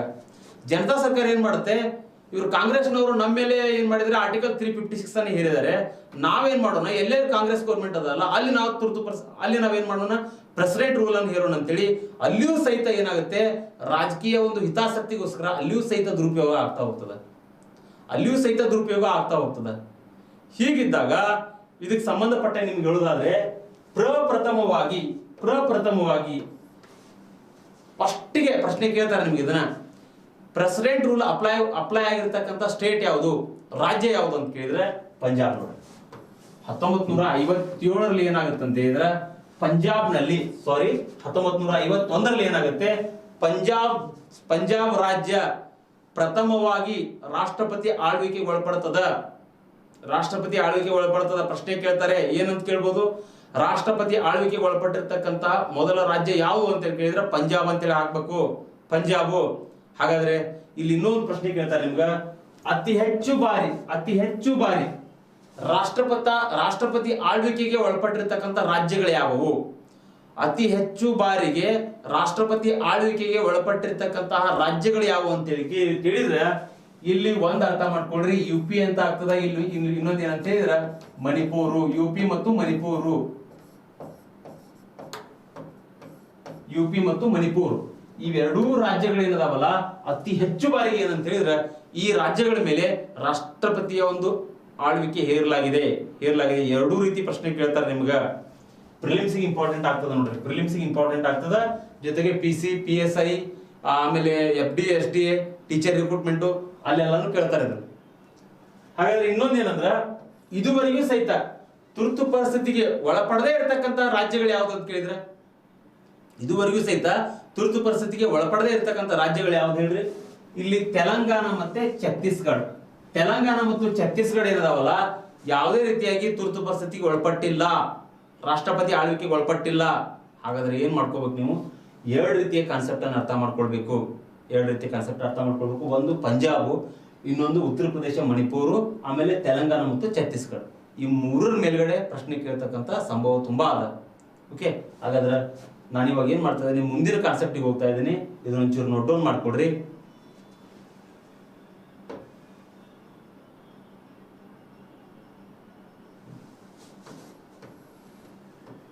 ಇಲ್ಲಿ ಇಂಪಾರ್ಟೆಂಟ್ ಆಗ್ತದ ಸರ್. ನ್ಯಾಯಿಕ ವಿಮರ್ಶೆ ಅಂತ ಹೇಳ್ತೀರಿ ನೀವು ಪದೇ ಪದೇ. ನ್ಯಾಯಿಕ ವಿಮರ್ಶೆ ಅಂದ್ರೆ ಏನ್ರಿ? ಇಲ್ಲಿ ಕೆಲವೊಬ್ರಿಗೆ ಗೊತ್ತಿರುವುದಿಲ್ಲ. ನ್ಯಾಯಿಕ ವಿಮರ್ಶೆ ಅಂತ ಹೇಳಿದ್ರೆ ಏನ್ ಮಾಡ್ಬೋದು, ನ್ಯಾಯಿಕದಲ್ಲಿ ಪ್ರಶ್ನೆ ಮಾಡ್ಬೋದು.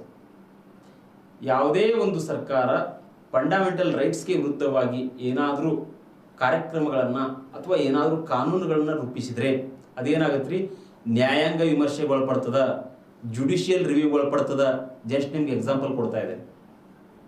ಆ ಜುಡಿಷಿಯಲ್ ರಿವ್ಯೂ ಒಳಪಟ್ರೆ ನೀವು ಸುಪ್ರೀಂ ಕೋರ್ಟ್ ಮತ್ತು ಹೈಕೋರ್ಟಿಗೆ ಹೋಗ್ಬಿಟ್ಟು ನಿಮ್ಮ ಧ್ವನಿಯನ್ನ ಎತ್ತಬಹುದು. ಅದೇ ರೀತಿಯಾಗಿ ಇಲ್ಲಿ ಏನಾಗುತ್ತೆ, ಆರ್ಟಿಕಲ್ 356 ಅಂದ್ರೆ ಪ್ರೆಸಿಡೆಂಟ್ ರೂಲ್ ಅಂತಕ್ಕಂಥದ್ದು ಅತಿ ಹೆಚ್ಚು ಬಾರಿಗೆ ಏನಾಗತ್ತು, ರಾಷ್ಟ್ರಾದ್ಯಂತ ಇದ್ರ ದುರುಪಯೋಗನೇ ಜಾಸ್ತಿ ಆಗ್ಲಿಕ್ಕೆ ಸ್ಟಾರ್ಟ್ ಆಗ್ಬಿಡುತ್ತೆ. ಅದ್ರಾಗ ನಮ್ಮ ಕರ್ನಾಟಕ ರಾಷ್ಟ್ರದಲ್ಲಿಯೂ ಸಹಿತ ದುರುಪಯೋಗ ಆಯಿತು. ಕರ್ನಾಟಕ ರಾಷ್ಟ್ರದ ಮೇಲೆ ದುರುಪಯೋಗ ಆದಾಗ ಇಲ್ಲಿ ಏನಾಗುತ್ತೆ, ಬೊಮ್ಮಾಯಿ ಪ್ರಕರಣವನ್ನು ನಾವು ಕಾಣ್ತೇವೆ. ಅದ್ರ ಬಗ್ಗೆ ನಾನು ಮಾತಾಡ್ತೇನೆ ಇವಾಗ. ಅದಕ್ಕಿಂತ ಮುಂಚೆ ಏನಂತ ಹೇಳಿದ್ರೆ 1975 38 ಕಾನ್ಸ್ಟಿಟ್ಯೂಷನ್ ಅಮೆಂಡ್ಮೆಂಟ್ ಮಾಡಲಾಗ್ತದೆ. ಕಾಂಗ್ರೆಸ್ ಸರ್ಕಾರ, ಕಾಂಗ್ರೆಸ್ ಗೌರ್ಮೆಂಟ್ 1975 38 ಅಮೆಂಡ್ಮೆಂಟ್ ಮಾಡೋದ್ರ ಮೂಲಕವಾಗಿ ಈ ಒಂದು ರಾಷ್ಟ್ರಪತಿ ಆಳ್ವಿಕೆ ಅಂತಕ್ಕಂಥದ್ದು ನ್ಯಾಯಾಂಗ ವಿಮರ್ಶೆಗೆ ಒಳಪಡುವುದಿಲ್ಲ ಅಂತ ಹೇಳಲಾಗ್ತದ. ಯಾವುದು 1975 38 ಅಮೆಂಡ್ಮೆಂಟ್. 1978 44 ಅಮೆಂಡ್ಮೆಂಟ್ ಮಾಡಲಾಗ್ತದ. ಇದನ್ನು ಮಾಡಿದ್ದು ಜನತಾ ಸರ್ಕಾರ.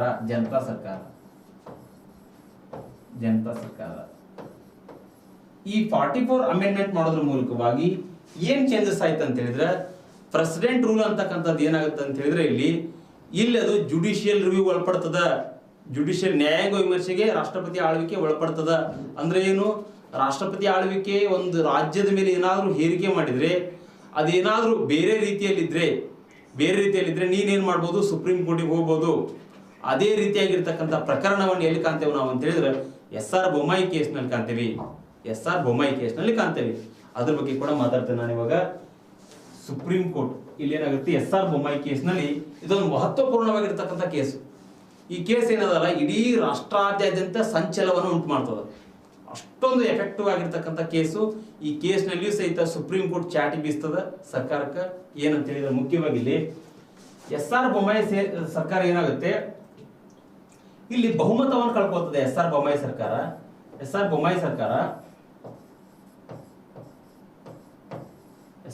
ಸರ್ಕಾರ ಬಹುಮತ ಕಳ್ಕೊಂಡಿದೆ ಅಂತೇಳಿ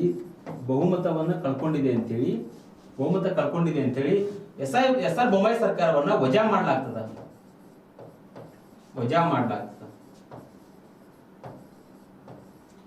ಈ ರೀತಿ ವಜಾ ಮಾಡಿದಾಗ ಅವಾಗ ಮಾನ್ಯ SR ಬೊಮ್ಮಾಯಿ ಅವರು ಏನ್ ಮಾಡ್ತಾರೆ ಅಂತ ಹೇಳಿದ್ರೆ, SR ಬೊಮ್ಮಾಯಿ ಅವರು ಇದ್ರ ವಿರುದ್ಧ ಸುಪ್ರೀಂ ಕೋರ್ಟಿಗೆ ಹೋಗ್ತಾರೆ.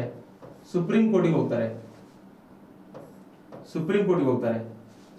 ಕೋರ್ಟ್ ಏನ್ ಮಾಡುತ್ತೆ, 1994 ನಲ್ಲಿ ಏನ್ ಮಾಡುತ್ತೆ, ಒಂದು ಮಹತ್ವಪೂರ್ಣವಾಗಿರ್ತಕ್ಕಂಥ ಜಡ್ಜ್ಮೆಂಟ್ ಅನ್ನ ಕೊಡ್ತದೆ. ಆ ಜಡ್ಜ್ಮೆಂಟ್ ನಲ್ಲಿ ಏನೆಲ್ಲ ವಿಷಯಗಳದಾವ ಅದು ಇಂಪಾರ್ಟೆಂಟ್ ಆಗ್ತದ. ಇದು ಕೂಡ ಮೇನ್ಸಿಗೆ ಕೇಳ್ತಾರೆ ಇದನ್ನ. ಆರ್ಟಿಕಲ್ 356 ಅನ್ನ ಕ್ರಿಟಿಸಮ್ ಮಾಡ್ರಿ, ವಿಮರ್ಶೆ ಮಾಡ್ರಿ, ಇದರಲ್ಲಿ ಸುಪ್ರೀಂ ಕೋರ್ಟ್ನ ಪಾತ್ರ ಏನು, ಇದ್ರ ಬಗ್ಗೆ ಮೇನ್ಸ್ ಅಲ್ಲಿ ಕೇಳ್ತಾರೆ. ಆದ್ರೆ ನೀವು ಪ್ರಿಲಿಮ್ಸ್ಗೆ, KS ಗೆ, FD ST ಓದಾಗ್ತಿರಲ್ಲ, ಈ ಕೇಸಿನ ಅರ್ಥವನ್ನು ಒಂಚೂರು ಅರ್ಥ ಮಾಡ್ಕೊಳ್ಬೇಕು ನೀವು. ಅವಾಗ ಏನಾಗುತ್ತೆ, ನಿಮಗೊಂದು ಅದೇನಾಗುತ್ತೆ ಅಂತ ಹೇಳಿದ್ರೆ ಸಬ್ಜೆಕ್ಟ್ ಬಗ್ಗೆ ಏನಾಗುತ್ತೆ ಅಂತ ಹೇಳಿದ್ರೆ ಒಂದು ಗ್ರಿಪ್ ಸಿಗ್ತದೆ ನಿಮಗೆ.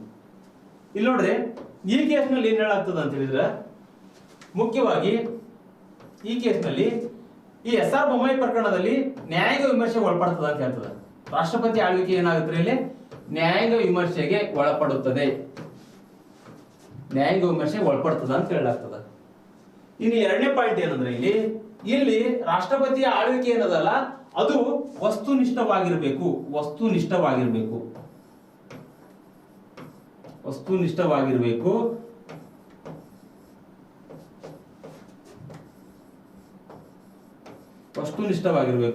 ಮತ್ತೆ ನಿಖರವಾಗಿರ್ಬೇಕಂತ ಹೇಳ್ತದ. ವಸ್ತುನಿಷ್ಠವಾಗಿರ್ಬೇಕು, ನಿಖರವಾಗಿರ್ಬೇಕು.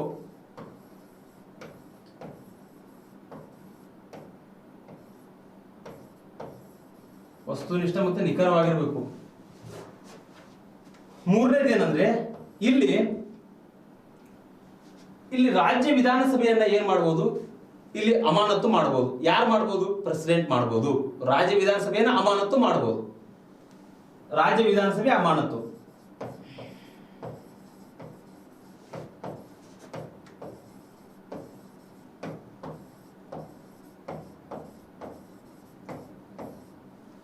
ಇನ್ನು ನಾಲ್ಕನೇದು ಏನಂದ್ರೆ, ಜಾತ್ಯತೀತ ಅಂತಕ್ಕಂತಹ ಪದ, ಸೆಕ್ಯುಲರ್.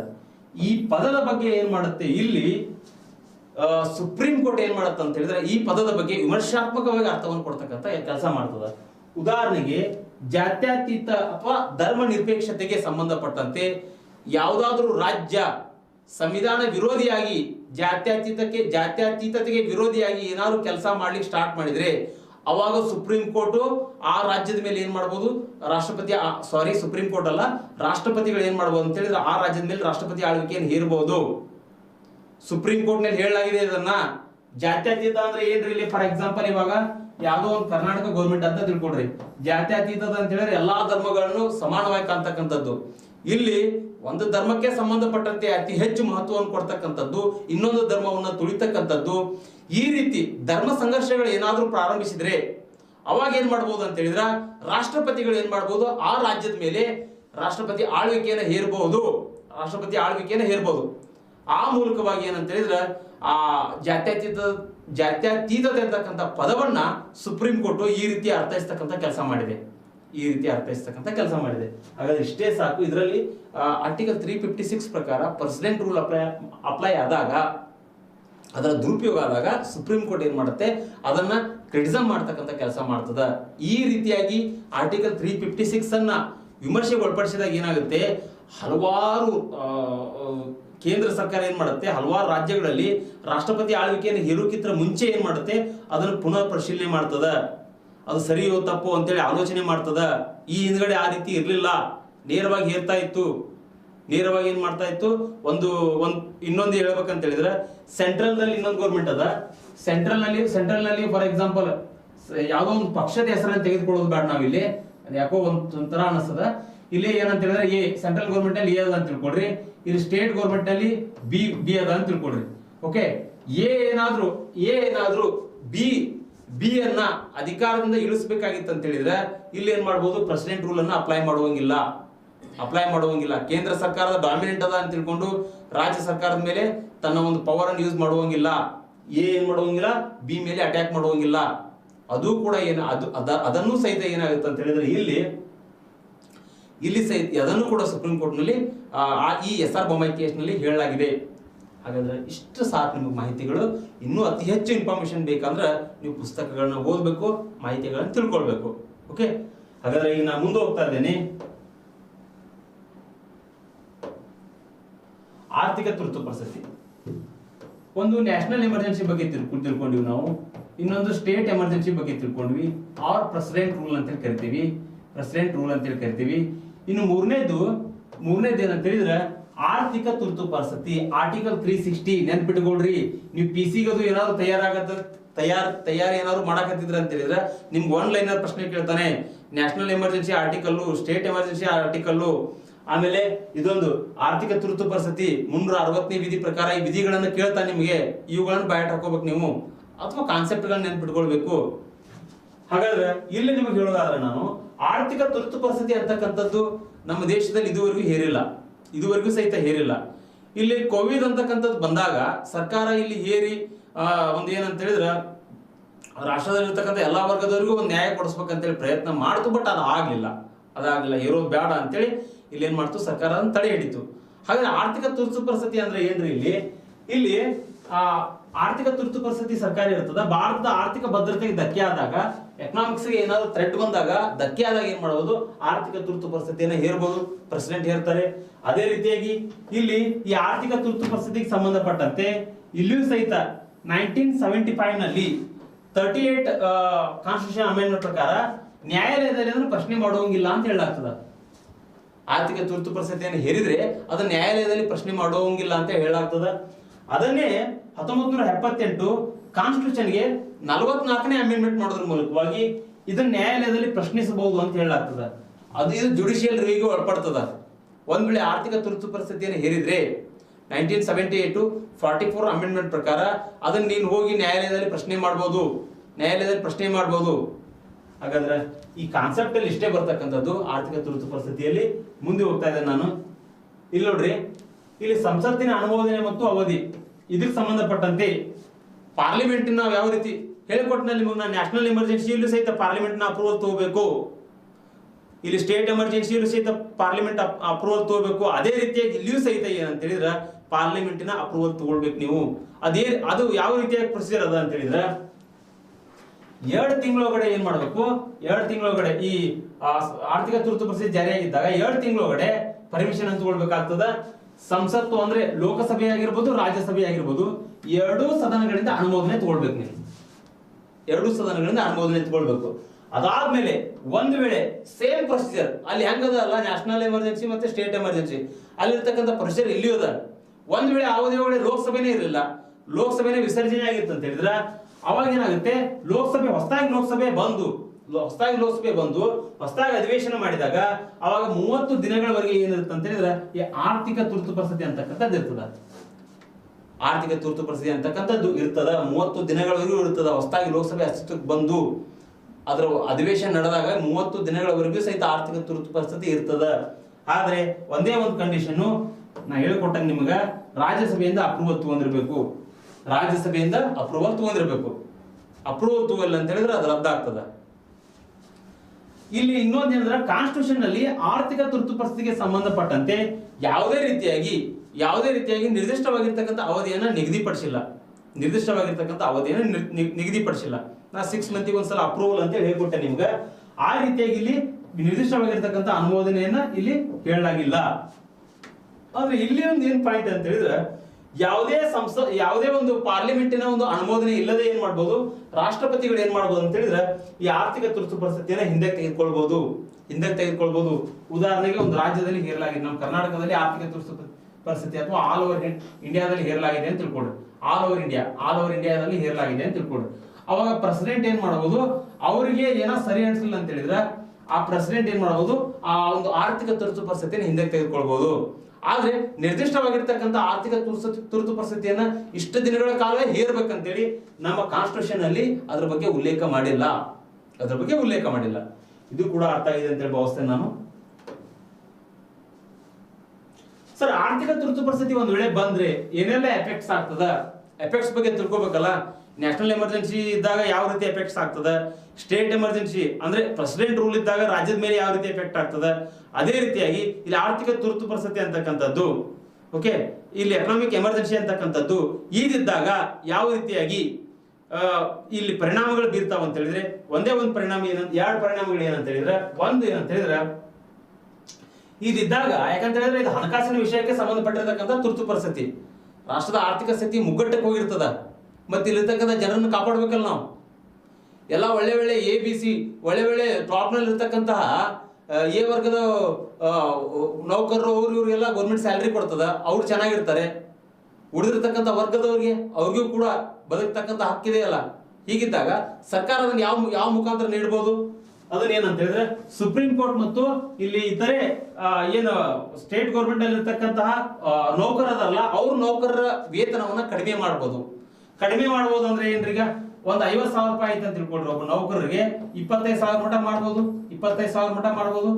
25,000 ಮಾಡೋದ್ರ ಮೂಲಕವಾಗಿ ಇನ್ನೂ 25,000 ಬಡವರ್ಗದವರ ಅಥವಾ ಸರ್ಕಾರದ ಒಂದು ಯೋಜನೆಗಳನ್ನ ಬಳಸ್ಕೊಂಡು ಬಡವರ್ಗದವರಿಗೆ ಆ ಹಣವನ್ನು ನೀಡ್ತಕ್ಕಂಥ ಕೆಲಸ ಮಾಡಬಹುದು. ಅದೇ ರೀತಿಯಾಗಿ ಇಲ್ಲಿ ಏನ್ ಮಾಡ್ಬೋದು ಅಂತ ಹೇಳಿದ್ರೆ, ಕೇಂದ್ರ ರಾಜ್ಯಗಳಿಗೆ ಆರ್ಥಿಕ ಮಿತವ್ಯಯವನ್ನು ಕಾಪಾಡುವಂತೆ ನಿರ್ದೇಶನ ಮಾಡಬಹುದು. ನೀವು ಹುಚ್ಚುಚ್ಚರಂಗ ಆ ಯೋಜನೆ ತರಕ್ ಹೋಗ್ಬೇಡ್ರಿ. ಎಕನಾಮಿಕ್ ಎಮರ್ಜೆನ್ಸಿ ಬಂದಾಗ ಯಾವ ಯೋಜನೆ, ಕೆಲವೊಂದಿಷ್ಟು ಯೋಜನೆಗಳನ್ನ ತೊಗೊಂಡ್ಬರ್ತಾ ಇರ್ತೀರಿ ನೀವು, ಆ ಯೋಜನೆಗಳು ಬರ್ಡನ್ ಆಗ್ತಾ ಇರ್ತವೆ ರಾಜ್ಯಕ್ಕೆ. ಅಂತಹ ಯೋಜನೆಗಳು ನೀವು ತರಬೇಡ್ರಿ. ಆ ಯೋಜನೆಗಳು ತಂದ್ರೂ ಸಹಿತ, ಆರ್ಥಿಕ ತುರ್ತು ಪರಿಸ್ಥಿತಿ ತಂದ್ರೂ ಸಹಿತ ನೀವು ಬಡವರ್ಗದವರ ಕಲ್ಯಾಣಕ್ಕೋಸ್ಕರ ಸ್ಕೀಮ್ಗಳನ್ನ ಹಾಕೊಳ್ರಿ ಆ ಅವಧಿ ಒಳಗಡೆ. ಯಾಕಂತ ಹೇಳಿದ್ರೆ ಅವಾಗ ನಿಮ್ಮಲ್ಲಿ ಅದಕ್ಕೆ ಸಂಬಂಧಪಟ್ಟಂತೆ ಹಣಕಾಸಿನ ಸೌಲಭ್ಯಗಳು ಅಷ್ಟೊಂದು ಇರುವುದಿಲ್ಲ. ಈ ವಿಷಯಕ್ಕೆ ಸಂಬಂಧಪಟ್ಟಂತೆ ಸೆಂಟ್ರಲ್ ಗೌರ್ಮೆಂಟ್ ಏನ್ ಮಾಡುತ್ತೆ, ಸ್ಟೇಟ್ ಗೌರ್ಮೆಂಟ್ಗೆ ಡೈರೆಕ್ಷನ್ಸ್ ಕೊಡ್ತಕ್ಕಂಥ ಕೆಲಸ ಮಾಡ್ತದ. ಓಕೆ, ಇದರಲ್ಲಿ ಬರ್ತಕ್ಕಂಥ ಅಂಶಗಳು ಇಷ್ಟೇ ಆಗ್ತಾವೆ ನಿಮ್ಗೆ. ಹಾಗಾದ್ರೆ ಈಗ ನೆಕ್ಸ್ಟ್ ಮುಂದೆ ಹೋಗ್ತಾ ಇದ್ದೇನೆ ನಾನು. ಓಕೆ, ಈಗ ಒಂದು ಅರ್ಥ ಮಾಡ್ಕೊಳ್ರಿ ನೀವು, ಹೊಸ ಕಾನ್ಸೆಪ್ಟ್ ನಿಮ್ಗೆ ಹೇಳ್ಕೊಡ್ಬೇಕು ನಾನು. ಇಲ್ಲಿ ಒಂಚೂರು national emergency, state emergency or president rule, economic emergency ಮೂರೂ ತುರ್ತು ಪರಿಸ್ಥಿತಿ ಬಗ್ಗೆ ನೀವು ಅರ್ಥ ಮಾಡ್ಕೊಡ್ರಿ. ಈ ಮೂರೂ ತುರ್ತು ಪರಿಸ್ಥಿತಿಗಳೇನಿದಾವಲ್ಲ ಪರೀಕ್ಷೆ ದೃಷ್ಟಿಯಿಂದ ತುಂಬಾ ಇಂಪಾರ್ಟೆಂಟ್ ಆಗ್ತವ. ಜೊತೆಗೆ ನಿಮ್ಗೆ ಪ್ರಿಲಿಮ್ಸ್ ನಲ್ಲೂ ಕೇಳ್ತಾರೆ, ಮೇನ್ಸ್ ನಲ್ಲೂ ಕೇಳ್ತಾರೆ.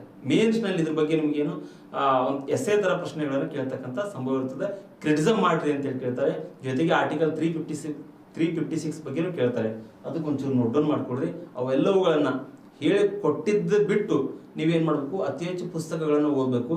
ಮತ್ತೆ ನೀವು ನನ್ನ ನೋಟ್ಸ್ ಜೊತೆಗೆ ಬೇರೆ ಪಾಯಿಂಟ್ಸ್ಗಳನ್ನು ಸಹಿತ ಯಾಡ್ ಮಾಡ್ಕೊಡ್ರಿ. ಹಾಗಾದ್ರೆ ಇವಾಗ ನಾ ಏನ್ ಮಾಡ್ತಾ ಇದ್ದೇನೆ, ಆಲ್ರೆಡಿ ನಿಮ್ಗೆ ಒಬ್ರು ಸರ್ ಏನಂತ ಹೇಳಿದ್ರೆ ಪ್ರೆಸಿಡೆಂಟ್ ಬಗ್ಗೆ, ವೈಸ್ ಪ್ರೆಸಿಡೆಂಟ್ ಬಗ್ಗೆ ಹೇಳ್ಕೊಟ್ಟಿದಾರ. ಪ್ರೆಸಿಡೆಂಟ್ ಮತ್ತು ವೈಸ್ ಪ್ರೆಸಿಡೆಂಟ್ ಬಗ್ಗೆ ಹೇಳ್ಕೊಟ್ಟಿದಾರ. ಅವೆರಡೂ ಕಾನ್ಸೆಪ್ಟ್ಗಳನ್ನು ನಾನು ಹೇಳ್ಕೊಡೋದಿಲ್ಲ. ನನಗಿರ್ತಕ್ಕಂಥದ್ದು ಏನಂದ್ರೆ ಪ್ರಧಾನಮಂತ್ರಿ ಬಗ್ಗೆ ಹೇಳ್ಕೊಡ್ತೇನೆ ನಿಮಗೆ. ನಾನು PM ಬಗ್ಗೆ ಹೇಳ್ಕೊಡ್ತೇನೆ. ಹಾಗಾದ್ರೆ ಇಲ್ಲಿ ಒಂದು ಅರ್ಥ ಮಾಡ್ಕೊಡ್ರಿ, ಪ್ರಧಾನಮಂತ್ರಿ ಅಂತಕ್ಕಂಥದ್ದು ಏನದಲ್ರಿ, ಪ್ರಧಾನಮಂತ್ರಿ ಅಂತಕ್ಕಂಥದ್ದು ಇಲ್ಲಿ ಮುಖ್ಯವಾಗಿ ನಮ್ಮಲ್ಲಿ ಪಾರ್ಲಿಮೆಂಟರಿ ಫಾರ್ಮ್ ಆಫ್ ಗೌರ್ಮೆಂಟ್ ಹೊಂದಿದೆ ನಾವು. Parliamentary form of government. ಈ ಪಾರ್ಲಿಮೆಂಟರಿ ಫಾರ್ಮ್ ಆಫ್ ಗೌರ್ಮೆಂಟ್ ನಲ್ಲಿ ಏನ್ ಮಾಡಲಾಗಿದೆ ಅಂತ ಹೇಳಿದ್ರೆ, ಇಲ್ಲಿ ಮುಖ್ಯವಾಗಿ ನಮ್ದು ಸಂಸದೀಯ ಸರ್ಕಾರ ವ್ಯವಸ್ಥೆಯನ್ನು ಒಳಗೊಂಡಿದೆ. ಸಂಸದೀಯ ಸರ್ಕಾರ ವ್ಯವಸ್ಥೆ ಫಾರ್ ಎಕ್ಸಾಂಪಲ್, ಇವಾಗ ಪ್ರೆಸಿಡೆನ್ಷಿಯಲ್ ಫಾರ್ಮ್ ಆಫ್ ಗೌರ್ಮೆಂಟ್ ಅನ್ನು ನಾವೆಲ್ಲಿ ಕಾಣ್ತೇವಿ, ಅಮೆರಿಕಾದಲ್ಲಿ ಕಾಣ್ತೇವೆ. ಅಮೆರಿಕಾದಲ್ಲಿ ಪ್ರೆಸಿಡೆಂಟೇ ಹೆಡ್. ಪ್ರೆಸಿಡೆಂಟ್ ಅನ್ನು ಏನ್ ಮಾಡ್ತಾರೆ, ಇಲ್ಲಿ ಪ್ರಧಾನಮಂತ್ರಿಯನ್ನು ಯಾವ ರೀತಿ ಚುನಾವಣೆ ಮಾಡ್ತೇವಲ್ಲ ನಾವು, ಅದೇ ರೀತಿಯಾಗಿ ಅಮೆರಿಕಾದಲ್ಲಿ ಪ್ರೆಸಿಡೆಂಟ್ ಅನ್ನು ಚುನಾವಣೆ ಮಾಡಲಾಗ್ತದೆ. ಬಟ್ ಇಲ್ಲಿ ಪ್ರೆಸಿಡೆಂಟ್ ಅನ್ನು ಆ ರೀತಿ ಚುನಾವಣೆ ಮಾಡೋಕ್ಕಾಗೋದಿಲ್ಲ. ಜನರು ಚುನಾವಣೆ ಮಾಡೋಕ್ಕಾಗಲ್ಲ. ಜನರಿಂದ ಆಯ್ಕೆಗೊಂಡಿರ್ತಕ್ಕಂಥ ಪ್ರತಿನಿಧಿಗಳಿಂದ ರಾಷ್ಟ್ರಪತಿಗಳು ಚುನಾವಣೆ ಆಗ್ತಾರೆ. ಆದರೆ ಇಲ್ಲಿ ಯಾಕೆ ಈ ಕಾನ್ಸೆಪ್ಟ್ ಅನ್ನು ಹೇಳ್ಕೊಡ್ತಾ ಇದ್ದಾನೆ ಅಂತ ಹೇಳಿದ್ರೆ, ನಮ್ದು ಪ್ರೆಸಿಡೆನ್ಸಿಯಲ್ ಫಾರ್ಮ್ ಆಫ್ ಗೌರ್ಮೆಂಟ್ ಅಲ್ಲ, ನಮ್ದು parliamentary form of government. Parliamentary form of government ಹೀಗಿದ್ದಾಗ ಇಲ್ಲಿ ಪಾರ್ಲಿಮೆಂಟರಿ ಫಾರ್ಮ್ ಆಫ್ ಗೌರ್ಮೆಂಟ್ ನಲ್ಲಿ ಏನಾಗುತ್ತೆ, 7 ರೀತಿಯಾಗಿರ್ತಕ್ಕಂಥ ವ್ಯವಸ್ಥೆ ಅಂತ ಕಾಣ್ತೇವೆ ನಾವು. ಒಂದು ನಾಮಮಾತ್ರ ಕಾರ್ಯಾಂಗ, ನಾಮಮಾತ್ರ ಕಾರ್ಯಾಂಗ. ಇನ್ನೊಂದು ನೈಜ ಕಾರ್ಯಾಂಗ, ನೈಜ ಕಾರ್ಯಾಂಗ. ಇಲ್ಲಿ ನಾಮ ಮತ್ತು ನೈಜ ಅಂತ ಹೇಳಿದ್ರೆ, ನಾಮಮಾತ್ರ ಕಾರ್ಯಾಂಗ ಅಂತ ಹೇಳಿದ್ರೆ ಹೆಸರಿಗಷ್ಟೇ, ಇವರು ಹೆಸರಿಗಷ್ಟೇ ಇರ್ತಾರೆ. ನಿಜವಾಗಿರ್ತಕ್ಕಂಥ ಅಧಿಕಾರ, ಮೂಲ ಅಧಿಕಾರ ಯಾರ ಕಡೆ ಇರ್ತದ, ನೈಜನ ಕಡೆ ಇರ್ತದ, ನೈಜ ಕಡೆ ಇರ್ತದ. ನೈಜ ಅಂತ ಹೇಳಿದ್ರೆ ಇಲ್ಲಿ ಪ್ರಧಾನಮಂತ್ರಿ PM, ಇಲ್ಲಿ ಪ್ರೆಸಿಡೆಂಟು, ಪ್ರಧಾನಮಂತ್ರಿ ಮತ್ತು ಪ್ರೆಸಿಡೆಂಟು. ಯಾಕೆ ಈ ತರ ಅಂತ ಹೇಳಿದ್ರೆ, ಇಲ್ಲಿ ಪ್ರಧಾನಮಂತ್ರಿಯ ಶಿಫಾರಸಿನ ಅನುಗುಣವಾಗಿ ಏನ್ ಮಾಡಬೇಕು, ರಾಷ್ಟ್ರಪತಿಗಳು ಕಾರ್ಯವನ್ನು ನಿರ್ವಹಿಸಬೇಕಾಗ್ತದ. ಹಾಗಾದ್ರೆ ರಾಷ್ಟ್ರಪತಿಗಳನ್ನ ರಬ್ಬರ್ ಸ್ಟಾಂಪ್ ಅಂತ ಹೇಳಿ ಕರಿತೀವಿ ನಾವು, ಗವರ್ನರ್ ಅನ್ನ ಏಜೆಂಟ್ ಅಂತ ಹೇಳಿ ಕರಿತೀವಿ. ಹಾಗಿದ್ದಾಗ ಇಲ್ಲಿ ಪ್ರಧಾನಮಂತ್ರಿ ಏನ್ ಮಾಡ್ತಾನೆ, ಮಂತ್ರಿಮಂಡಲದ ಶಿಫಾರಸಿನ ಅನುಗುಣವಾಗಿ ರಾಷ್ಟ್ರಪತಿಗಳು ಕಾರ್ಯವನ್ನು ನಿರ್ವಹಿಸ್ತಾ ಇರ್ತಾರೆ. ಹಾಗಾದ್ರೆ ಇಲ್ಲಿ ಪ್ರಧಾನಮಂತ್ರಿ ಅಂತಕ್ಕಂಥವ್ರು ಪಾರ್ಲಿಮೆಂಟರಿ ಫಾರ್ಮ್ ಆಫ್ ಗೌರ್ಮೆಂಟ್ ನಲ್ಲಿ ನೈಜಾಧಿಕಾರಿಗಳನ್ನು ಹೊಂದಿರ್ತಾರೆ. ಇಲ್ಲಿ ನಾಮಮಾತ್ರ ಕಾರ್ಯಾಂಗವಾಗಿ ರಾಷ್ಟ್ರಪತಿಗಳು ಆಳ್ವಿಕೆಯನ್ನು ಮಾಡ್ತಾ ಇರ್ತಾರೆ, ರಾಷ್ಟ್ರಪತಿ ಆಳ್ವಿಕೆಯನ್ನು ಮಾಡ್ತಾ ಇರ್ತಾರೆ. ಹಾಗಾದ್ರೆ ಇಲ್ಲಿ ಮುಖ್ಯವಾಗಿ ಇಲ್ಲಿ ಏನಂತ ಹೇಳಿದ್ರೆ, ಪ್ರಧಾನಮಂತ್ರಿಗೆ ಸಂಬಂಧಪಟ್ಟಂತೆ ನಾವು ಮಾತನಾಡೋದಾದ್ರೆ ಇದ್ರ ಬಗ್ಗೆ ನಿಮ್ಗೆ ಕೆಲವೊಂದಿಷ್ಟು ಪ್ರಶ್ನೆಗಳು ಯಾವ ರೀತಿ ಕೇಳಬಹುದು ಅಂತ ಹೇಳಿದ್ರೆ, ಪ್ರಧಾನಮಂತ್ರಿಗೆ ಸಂಬಂಧಪಟ್ಟಂತೆ ಇತ್ತೀಚೆಗೆ ನಮ್ಮ ರಾಷ್ಟ್ರಪತಿಗಳು ಕರೆಂಟ್ ಅಫೇರ್ಸ್ ನಲ್ಲಿ ಬರ್ತಾ ಇರ್ತವೆ. ಯಾವ ರಾಜ್ಯದಲ್ಲಿ ಒಂದೇನೋ ಉದ್ಘಾಟನೆಯನ್ನು ಮಾಡಿರ್ತಾರೆ, ಅಥವಾ ಇಂಟರ್ನ್ಯಾಷನಲ್ ರಿಲೇಷನ್ಸ್ಗೆ ಸಂಬಂಧಪಟ್ಟಂತೆ ಬೇರೆ ರಾಷ್ಟ್ರಗಳಿಗೆ ಹೋಗ್ಬಿಟ್ಟು ಅಲ್ಲಿ ಏನೋ ಅಗ್ರಿಮೆಂಟ್ಸ್ಗಳನ್ನ ಮಾಡಿರ್ತಾರೆ. ಈ ರೀತಿ ಇದ್ದಾಗ ಹೊಸದಾಗಿರ್ತಕ್ಕಂಥ ಯೋಜನೆಗಳನ್ನು ಘೋಷಣೆ ಮಾಡಿರ್ತಾರೆ ಪ್ರಧಾನಮಂತ್ರಿಗಳು. ಇಂತಹ ಈ ವಿಷಯಕ್ಕೆ ಸಂಬಂಧಪಟ್ಟಂತೆ ಏನ್ ಮಾಡ್ಬೇಕು, ನೀವು ಏನಾದ್ರು ಕರೆಂಟ್ ಅಫೇರ್ಸ್ ನಲ್ಲಿ ಬಂದ್ರೆ ಅವುಗಳನ್ನ ನೋಟ್ ಡೌನ್ ಮಾಡ್ಕೊಳ್ಬೇಕು. ಅದಕ್ಕೆ ಸಂಬಂಧಪಟ್ಟಂತೆ ನಿಮ್ಗೆ ಪ್ರಶ್ನೆ ಕೇಳ್ತಾರೆ. ಇಲ್ಲಿ ಪ್ರಧಾನಮಂತ್ರಿಯ ಕಾರ್ಯಗಳಲ್ಲಿ ಎಲ್ಲವೂ ಇಂಪಾರ್ಟೆಂಟ್ ಆಗೋದಿಲ್ಲ, ಯಾಕಂತ ಹೇಳಿದ್ರೆ ಅಷ್ಟೊಂದು ಮಹತ್ವಪೂರ್ಣವಾಗಿರ್ತಕ್ಕಂಥ ಕಾರ್ಯಗಳಲ್ಲಿ ನಿಮ್ಮ ಕರೆಂಟ್ ಅಫೇರ್ಸ್ ಮೇಲ್ಗಡೆ ಹೋಗ್ತಾನೆ ಇಲ್ಲಿ. ಅದಕ್ಕೆ ನೀವೇನ್ ಮಾಡಬೇಕು, ಪ್ರತಿನಿತ್ಯ ನ್ಯೂಸ್ ಪೇಪರ್ ಅನ್ನ ಓದ್ತಾ ಇರಬೇಕು. ಹಾಗಾದ್ರೆ ಇಲ್ಲಿ ಪ್ರಧಾನಮಂತ್ರಿ ಅಂತ ಹೇಳಿ ಬಂದಾಗ ಭಾರತದ ಸಂವಿಧಾನದ 74 ಮತ್ತು 75ನೇ ವಿಧಿ ಏನದಲ್ಲ, ಅದು ಪ್ರಧಾನಮಂತ್ರಿ ಮತ್ತು ಅವರ ನೇಮಕಾತಿಗೆ ಸಂಬಂಧಪಟ್ಟಂತೆ, ಪ್ರಧಾನಮಂತ್ರಿ ಮತ್ತು ಅವರ ನೇಮಕಾತಿಗೆ ಸಂಬಂಧಪಟ್ಟಿದೆ. ಯಾವುದು 74 ಮತ್ತು 75ನೇ ವಿಧಿ. ಹಾಗಾದ್ರೆ ವಿಧಿ 75ರ ಪ್ರಕಾರ, ಇದನ್ನ ಕೇಳಿದಾರೆ ನೀವು ಪ್ರಶ್ನೆ, ವಿಧಿ 75ರ ಪ್ರಕಾರ ರಾಷ್ಟ್ರಪತಿಗಳು ಏನ್ ಮಾಡ್ತಾರೆ, ಪ್ರಧಾನಮಂತ್ರಿಯ ನೇಮಕ ಮಾಡ್ತಾರೆ. ರಾಷ್ಟ್ರಪತಿಗಳು ಪ್ರಧಾನಮಂತ್ರಿಯ ನೇಮಕ ಮಾಡ್ತಾರೆ. ಇಲ್ಲಿ ಪ್ರಧಾನಮಂತ್ರಿ ನೇಮಕಕ್ಕೆ ಸಂಬಂಧಪಟ್ಟಂತೆ ಕಾನ್ಸ್ಟಿಟ್ಯೂಷನ್ ಅಲ್ಲಿ ಯಾವುದೇ ರೀತಿ ನಿರ್ದಿಷ್ಟವಾಗಿರ್ತಕ್ಕಂಥ ಒಂದು ಮಾಹಿತಿಯನ್ನು ನೀಡಲಾಗಿಲ್ಲ. ಇಲ್ಲಿ ಏನ್ ನೀಡಲಾಗಿದೆ ಅಂತ ಹೇಳಿ, ರಾಷ್ಟ್ರಪತಿಗಳು ಏನ್ ಮಾಡ್ತಾರೆ, ಪ್ರಧಾನಮಂತ್ರಿ ನೇಮಕ ಮಾಡ್ತಾರೆ. ಇಲ್ಲಿ ಎಲೆಕ್ಷನ್ಸ್ ಗಳು ಕಂಡಕ್ಟ್ ಆಗ್ತವೆ. ಪಾರ್ಲಿಮೆಂಟರಿ ಫಾರ್ಮ್ ಆಫ್ ಗೌರ್ಮೆಂಟ್ ನಲ್ಲಿ ಇದೊಂದು ಫೀಚರ್ಸ್, ಇದು ಎಲೆಕ್ಷನ್ಸ್ ಗಳು, ಚುನಾವಣೆಗಳು. ಈ ಚುನಾವಣೆಗಳನ್ನ ನಾವು ಏನ್ ಕರಿತೀವಿ, ballot is better than bullet ಅಂತೇಳಿ. ಚುನಾವಣೆಗಳು ಏನಂತ ಹೇಳಿದ್ರೆ ಒಂಥರ ಜನಜೀವನದ ಶಕ್ತಿ ಇದ್ದಂತೆ, ಅಷ್ಟೊಂದು ಮಹತ್ವಪೂರ್ಣವಾಗಿದ್ದಾವೆ ಚುನಾವಣೆಗಳು. ಈ ಚುನಾವಣೆಗಳಲ್ಲಿ ಏನಾಗುತ್ತೆ, ಅತಿ ಹೆಚ್ಚು ಸ್ಥಾನವನ್ನು ಪಡ್ಕೊಂಡಿರ್ತಕ್ಕಂಥ ಪಕ್ಷ, ಇಲ್ಲಿ ಅತಿ ಹೆಚ್ಚು ಎ ಅಂತ ತಗೊಳ್ರಿ, ಪಕ್ಷದ ಹೆಸರು ಬೇಡ, ಬಿ ಅಂತ ತಗೊಳ್ರಿ. ಅತಿ ಹೆಚ್ಚು ಸ್ಥಾನವನ್ನು ಪಡ್ಕೊಂಡಿರ್ತಕ್ಕಂಥ ಪಕ್ಷ ಏನಾಗುತ್ತೆ, ಅಧಿಕಾರಕ್ಕೆ ಬರ್ತದ. ಅತಿ ಹೆಚ್ಚು ಸ್ಥಾನವನ್ನು ಪಡ್ಕೊಂಡಿರ್ತಕ್ಕಂಥ ಪಕ್ಷ ಅಧಿಕಾರಕ್ಕೆ ಬರ್ತದ. ಅತಿ ಕಡಿಮೆ ಸ್ಥಾನವನ್ನು ಪಡ್ಕೊಂಡಿರ್ತಕ್ಕಂಥ ಪಕ್ಷ ಏನಾಗುತ್ತೆ, ಇಲ್ಲಿ ಅಪೋಸಿಷನ್ ಪಾರ್ಟಿಯಾಗಿ ಕಾರ್ಯವನ್ನು ನಿರ್ವಹಿಸ್ತದ.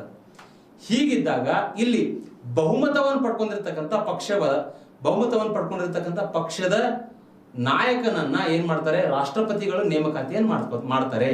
ಬಹುಮತವನ್ನು ಪಡ್ಕೊಂಡಿರ್ತಕ್ಕಂಥ ಪಕ್ಷದ ನಾಯಕನನ್ನ ರಾಷ್ಟ್ರಪತಿಗಳು ನೇಮಕ ಮಾಡ್ತಾರೆ. ಡೈರೆಕ್ಟ್ ನೇಮಕಾತಿಯನ್ನು ಮಾಡ್ಕೋದಿಲ್ಲ ರಾಷ್ಟ್ರಪತಿಗಳು. ಓಕೆ, ಇದು ಕೂಡ ನಿಮ್ ಕಾನ್ಸೆಪ್ಟ್ ಅರ್ಥ ಆಗಿದೆ ಅಂತ ಹೇಳಿ ಭಾವಿಸ್ತೇನೆ ನಾನು. ಹಾಗಾದ್ರೆ ಇದು 75 ಇಂಪಾರ್ಟೆಂಟ್ ಆಗ್ತದೆ ನೋಡ್ರಿ. ಇವಾಗ ನಾನು ಮುಂದೆ ಹೋಗ್ತಾ ಇದ್ದೀನಿ. ಹಂಗ್ ಪಾರ್ಲಿಮೆಂಟ್ ಅಂತ ಹೇಳಿ ಕರಿತೀವಿ. ಇಲ್ಲಿ ಸಾರ್ವತ್ರಿಕ ಚುನಾವಣೆಯಲ್ಲಿ ಯಾವುದೇ ಒಂದು ಪಕ್ಷವೂ ಸಹಿತ ಸಾರ್ವತ್ರಿಕ ಚುನಾವಣೆಯಲ್ಲಿ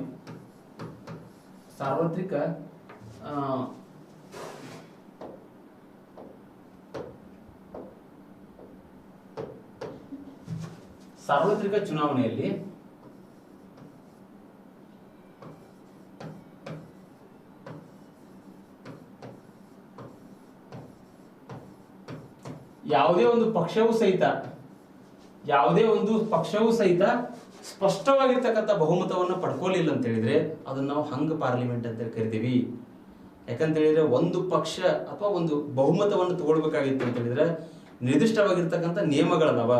ಬಟ್ ಇಲ್ಲಿ ಏನಾಗುತ್ತೆ, ಯಾವುದೇ ಒಂದು ಪಕ್ಷವೂ ಸಹಿತ ಸಾರ್ವತ್ರಿಕ ಒಂದು ಚುನಾವಣೆ ನಡೆದ್ರೆ, ಉದಾಹರಣೆಗೆ ಲೋಕಸಭೆ ಎಲೆಕ್ಷನ್ಸ್ ಗಳು ಕಂಡಕ್ಟ್ ಆದ್ರೆ, ಉದಾಹರಣೆಗೆ ಸ್ಟೇಟ್ ಅಸೆಂಬ್ಲಿ ಎಲೆಕ್ಷನ್ಸ್ ಗಳು ಕಂಡಕ್ಟ್ ಆದ್ರೆ, ಆ ಎಲೆಕ್ಷನ್ಸ್ ನಲ್ಲಿ ಯಾವುದೇ ಪಾರ್ಟಿಯೂ ಸಹಿತ ಸ್ಪಷ್ಟವಾಗಿರ್ತಕ್ಕಂಥ ಬಹುಮತವನ್ನು ಪಡ್ಕೊಳ್ಳಿಲ್ಲ ಅಂತ ಹೇಳಿದ್ರೆ ಅವಾಗ ಏನಾಗುತ್ತೆ, ಅತಂತ್ರ ಆಗ್ತದ. ಅದನ್ನ ನಾವೇನಂತೇವಿ, ಅತಂತ್ರ ಸಂಸತ್ತು ಅಂತೇಳಿ ಕರಿತೀವಿ, ಹಂಗ್ ಪಾರ್ಲಿಮೆಂಟ್ ಅಂತೇಳಿ ಕರಿತೀವಿ. ಓಕೆ, ಹಂಗ್ ಪಾರ್ಲಿಮೆಂಟ್ ಅಂತೇಳಿ ಕರಿತೀವಿ.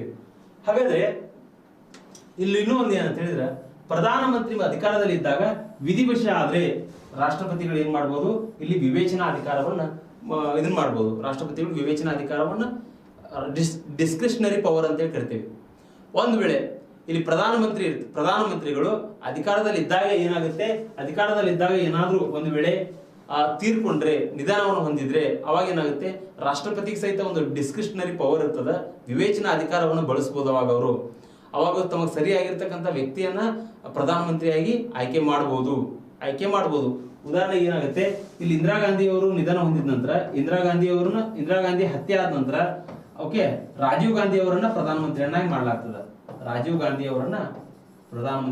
ಮಾಡಲಾಗ್ತದೆ. ಇದು ಡಿಸ್ಕ್ರಿಷನರಿ ಪವರ್. ಯಾರ್ದು ಡಿಸ್ಕ್ರಿಷನರಿ ಪವರ್? ಪ್ರೆಸಿಡೆಂಟಿನ ಡಿಸ್ಕ್ರಿಷನರಿ ಪವರ್. ಇದು ರಾಷ್ಟ್ರಪತಿಯ ಒಂದು ಡಿಸ್ಕ್ರಿಷನರಿ ಪವರ್. ಓಕೆ, ಹಾಗಾದ್ರೆ ಇವಾಗ ನಾ ಮುಂದಿನ ಕಾನ್ಸೆಪ್ಟ್ ಹೋಗ್ತಾ ಇದ್ದೇನೆ. ಇದ್ರ ಬಗ್ಗೆ ನೀವು ಪ್ರಶ್ನೆ ಕೇಳಬಹುದು, ನೋಟ್ ಡೌನ್ ಮಾಡ್ಕೊಳ್ರಿ. ಇಲ್ಲಿ ಇನ್ನೊಂದು ಏನಂದ್ರೆ, ಪ್ರಧಾನಮಂತ್ರಿ ನೇಮಕಾತಿಗೆ ಸಂಬಂಧಪಟ್ಟಂತೆ ಇಲ್ಲಿ ಏನಾಗುತ್ತೆ, ಇಲ್ಲಿ ಸಂಸತ್ತಿನ ಯಾವುದೇ ಸದನಕ್ಕೆ ಸೇರಿರ್ತಕ್ಕಂಥ ವ್ಯಕ್ತಿಯನ್ನು ಪ್ರಧಾನಮಂತ್ರಿಯನ್ನಾಗಿ ಮಾಡ್ಬೋದು. ಸಂಸತ್ತಿನ ಯಾವುದೇ ಸದನಕ್ಕೆ ಸೇರಿರ್ಬೋದು. ಇಲ್ಲಿ ನೋಡ್ರಿ, ಫಾರ್ ಎಕ್ಸಾಂಪಲ್ ಇವಾಗ ರಾಜ್ಯಸಭೆ ಇದೆ, ಲೋಕಸಭೆ ಇದೆ. ಇವೆರಡೂ ಸದನಕ್ಕೆ ಸಂಬಂಧಪಟ್ಟಂತೆ ಇಲ್ಲಿ ರಾಜ್ಯಸಭೆಗೂ ಸೇರಿರ್ಬೋದು, ಲೋಕಸಭೆಗೂ ಸೇರಿರ್ಬೋದು. ಆ ವ್ಯಕ್ತಿ ರಾಜ್ಯಸಭೆಗೂ ಸೇರಿರ್ಬೋದು, ಲೋಕಸಭೆಗೂ ಸೇರಿರ್ಬೋದು. ಯಾವುದೇ ವ್ಯಕ್ತಿಯನ್ನು ಸಹಿತ ಪ್ರಧಾನಮಂತ್ರಿಯನ್ನಾಗಿ ಮಾಡಬಹುದು. ಆ ರೀತಿ ಒಂದು ಪವರ್ ಯಾರಿಗದ? ಪ್ರೆಸಿಡೆಂಟಿಗೆ ಅದ.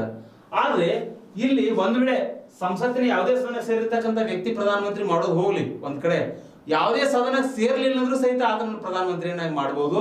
ಫಾರ್ ಎಕ್ಸಾಂಪಲ್, ಬೆಸ್ಟ್ ಎಕ್ಸಾಂಪಲ್ ಯಾರು ಅಂತ ಹೇಳಿದ್ರೆ ನಮ್ಮ ದೇವೇಗೌಡರು.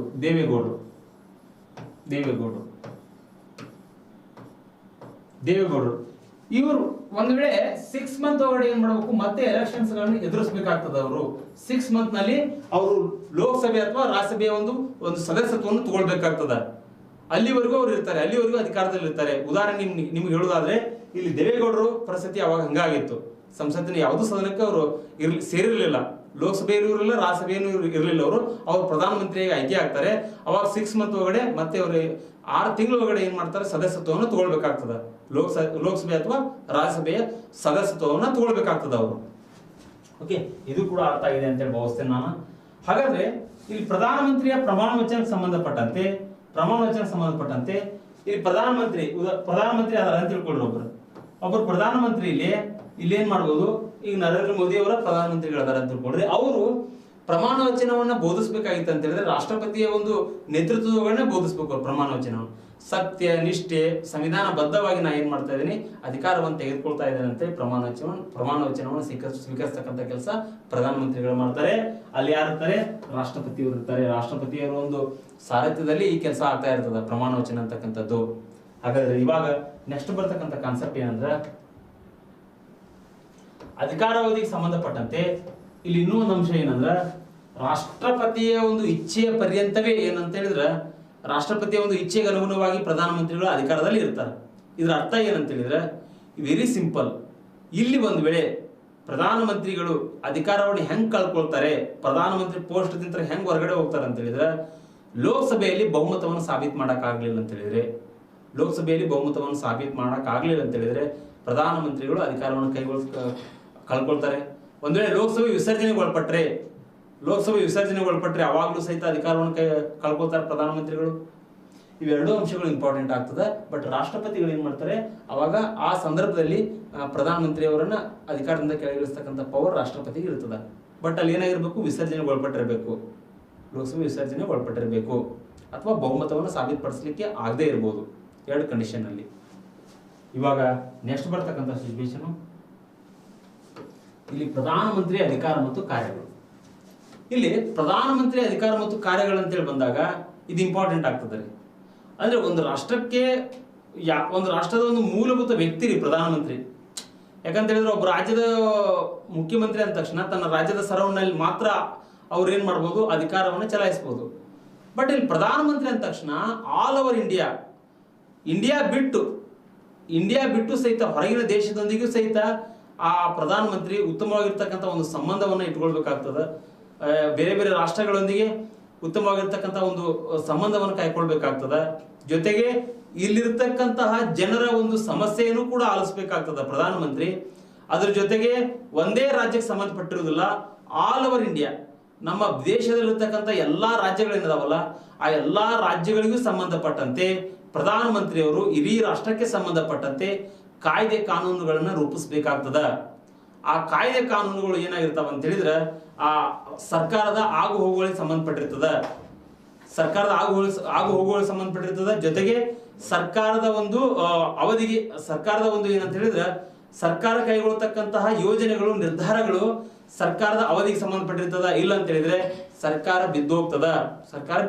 ಯಾಕಂತ ಹೇಳಿದ್ರೆ ಬೇರೆ ಬೇರೆ ರೀತಿಯಾಗಿರ್ತಕ್ಕಂಥ ಯೋಜನೆಗಳು ಒಂದು ವರ್ಗಕ್ಕೆ ಸಂಬಂಧಪಟ್ಟಿರ್ತಕ್ಕಂಥ ಯೋಜನೆಗಳು ಪ್ರಧಾನಮಂತ್ರಿ ತೊಗೊಂಬಂದ್ರೆ ಅವಾಗ ಏನಾಗುತ್ತೆ, ಆ ವಿರೋಧ ಪಕ್ಷಗಳು ಏನ್ ಮಾಡ್ತವೆ, ಹೋರಾಟಕ್ಕೆ ಇಳಿಯೋದ್ರ ಮೂಲಕವಾಗಿ ಸರ್ಕಾರ ತನ್ನ ಒಂದು ಪತನಕ್ಕೆ ಹೋಗ್ತಕ್ಕಂಥ ಕೆಲಸ ಆಗ್ತದೆ. ಆ ಉದ್ದೇಶಕ್ಕೋಸ್ಕರ ಇಲ್ಲಿ ಪ್ರಧಾನಮಂತ್ರಿ ಅವರು ಏನದಾರಲ್ಲ ಅತಿ ಹೆಚ್ಚು ಪವರ್ ಪಡ್ಕೊಳ್ತಾರೆ. ಆ ಪವರ್ಗೆ ಸಂಬಂಧಪಟ್ಟಂತೆ ನಿಮಗ್ ನಾನು ಒಂದ್ ಏನಂತೇಳಿದ್ರೆ ಹಲವಾರು ರೀತಿ ಆಗಿರ್ತಕ್ಕಂಥ ಮಾಹಿತಿಯನ್ನು ಹೇಳ್ಕೊಡ್ಬೇಕು. ನಾ ಇಲ್ಲಿ ಈ ವಿಷಯಕ್ಕೆ ಸಂಬಂಧಪಟ್ಟಂತೆ ನಾನೇನ್ ಮಾಡ್ತೀನಿ, ಮುಂದಿನ ತರಗತಿ ಒಳಗಡೆ ಪ್ರಧಾನಮಂತ್ರಿ ಅಧಿಕಾರಾವಧಿ ಪ್ರಧಾನಮಂತ್ರಿಯ ಕಾರ್ಯಗಳೇನಿದಾವಲ್ಲ ಆ ಕಾರ್ಯಗಳಿಗೆ ಸಂಬಂಧಪಟ್ಟಂತೆ ನೆಕ್ಸ್ಟ್ ಕ್ಲಾಸ್ನಲ್ಲಿ ಏನ್ ಮಾಡ್ತೇನೆ ನಾನು ನಿಮ್ಗೆ ಹೇಳ್ಕೊಡ್ತೇನೆ. ಅವೆಲ್ಲ ವಿಷಯಗಳನ್ನ ಹೇಳ್ಕೊಡ್ತೇನೆ. ಇದುವರೆಗೂ ನಡೆದಿರ್ತಕ್ಕಂಥ ತರಗತಿಯನ್ನು ನೀವು ನೋಟ್ ಡೌನ್ ಮಾಡ್ಕೋಬೇಕು, ನೋಟ್ಸ್ ಮಾಡ್ಕೊಳ್ಬೇಕು. ಸಾಧ್ಯ ಆದ್ರೆ ನಾವು ಬರೆದು ಟೆಲಿಗ್ರಾಮ್ದಲ್ಲಿ ಅದನ್ನ ಕಳ್ಸಕ್ಕಂತ ಕೆಲಸ ಮಾಡ್ತೇನೆ. ಹಾಗಾದ್ರೆ ಟೆಲಿಗ್ರಾಮ್ ನೋಡ್ರಿ, ಇಲ್ಲಿ ಸ್ಪರ್ಧಾ ಯೂತ್ ಅಂತೇಳಿ, ಸ್ಪರ್ಧಾ ಯೂತ್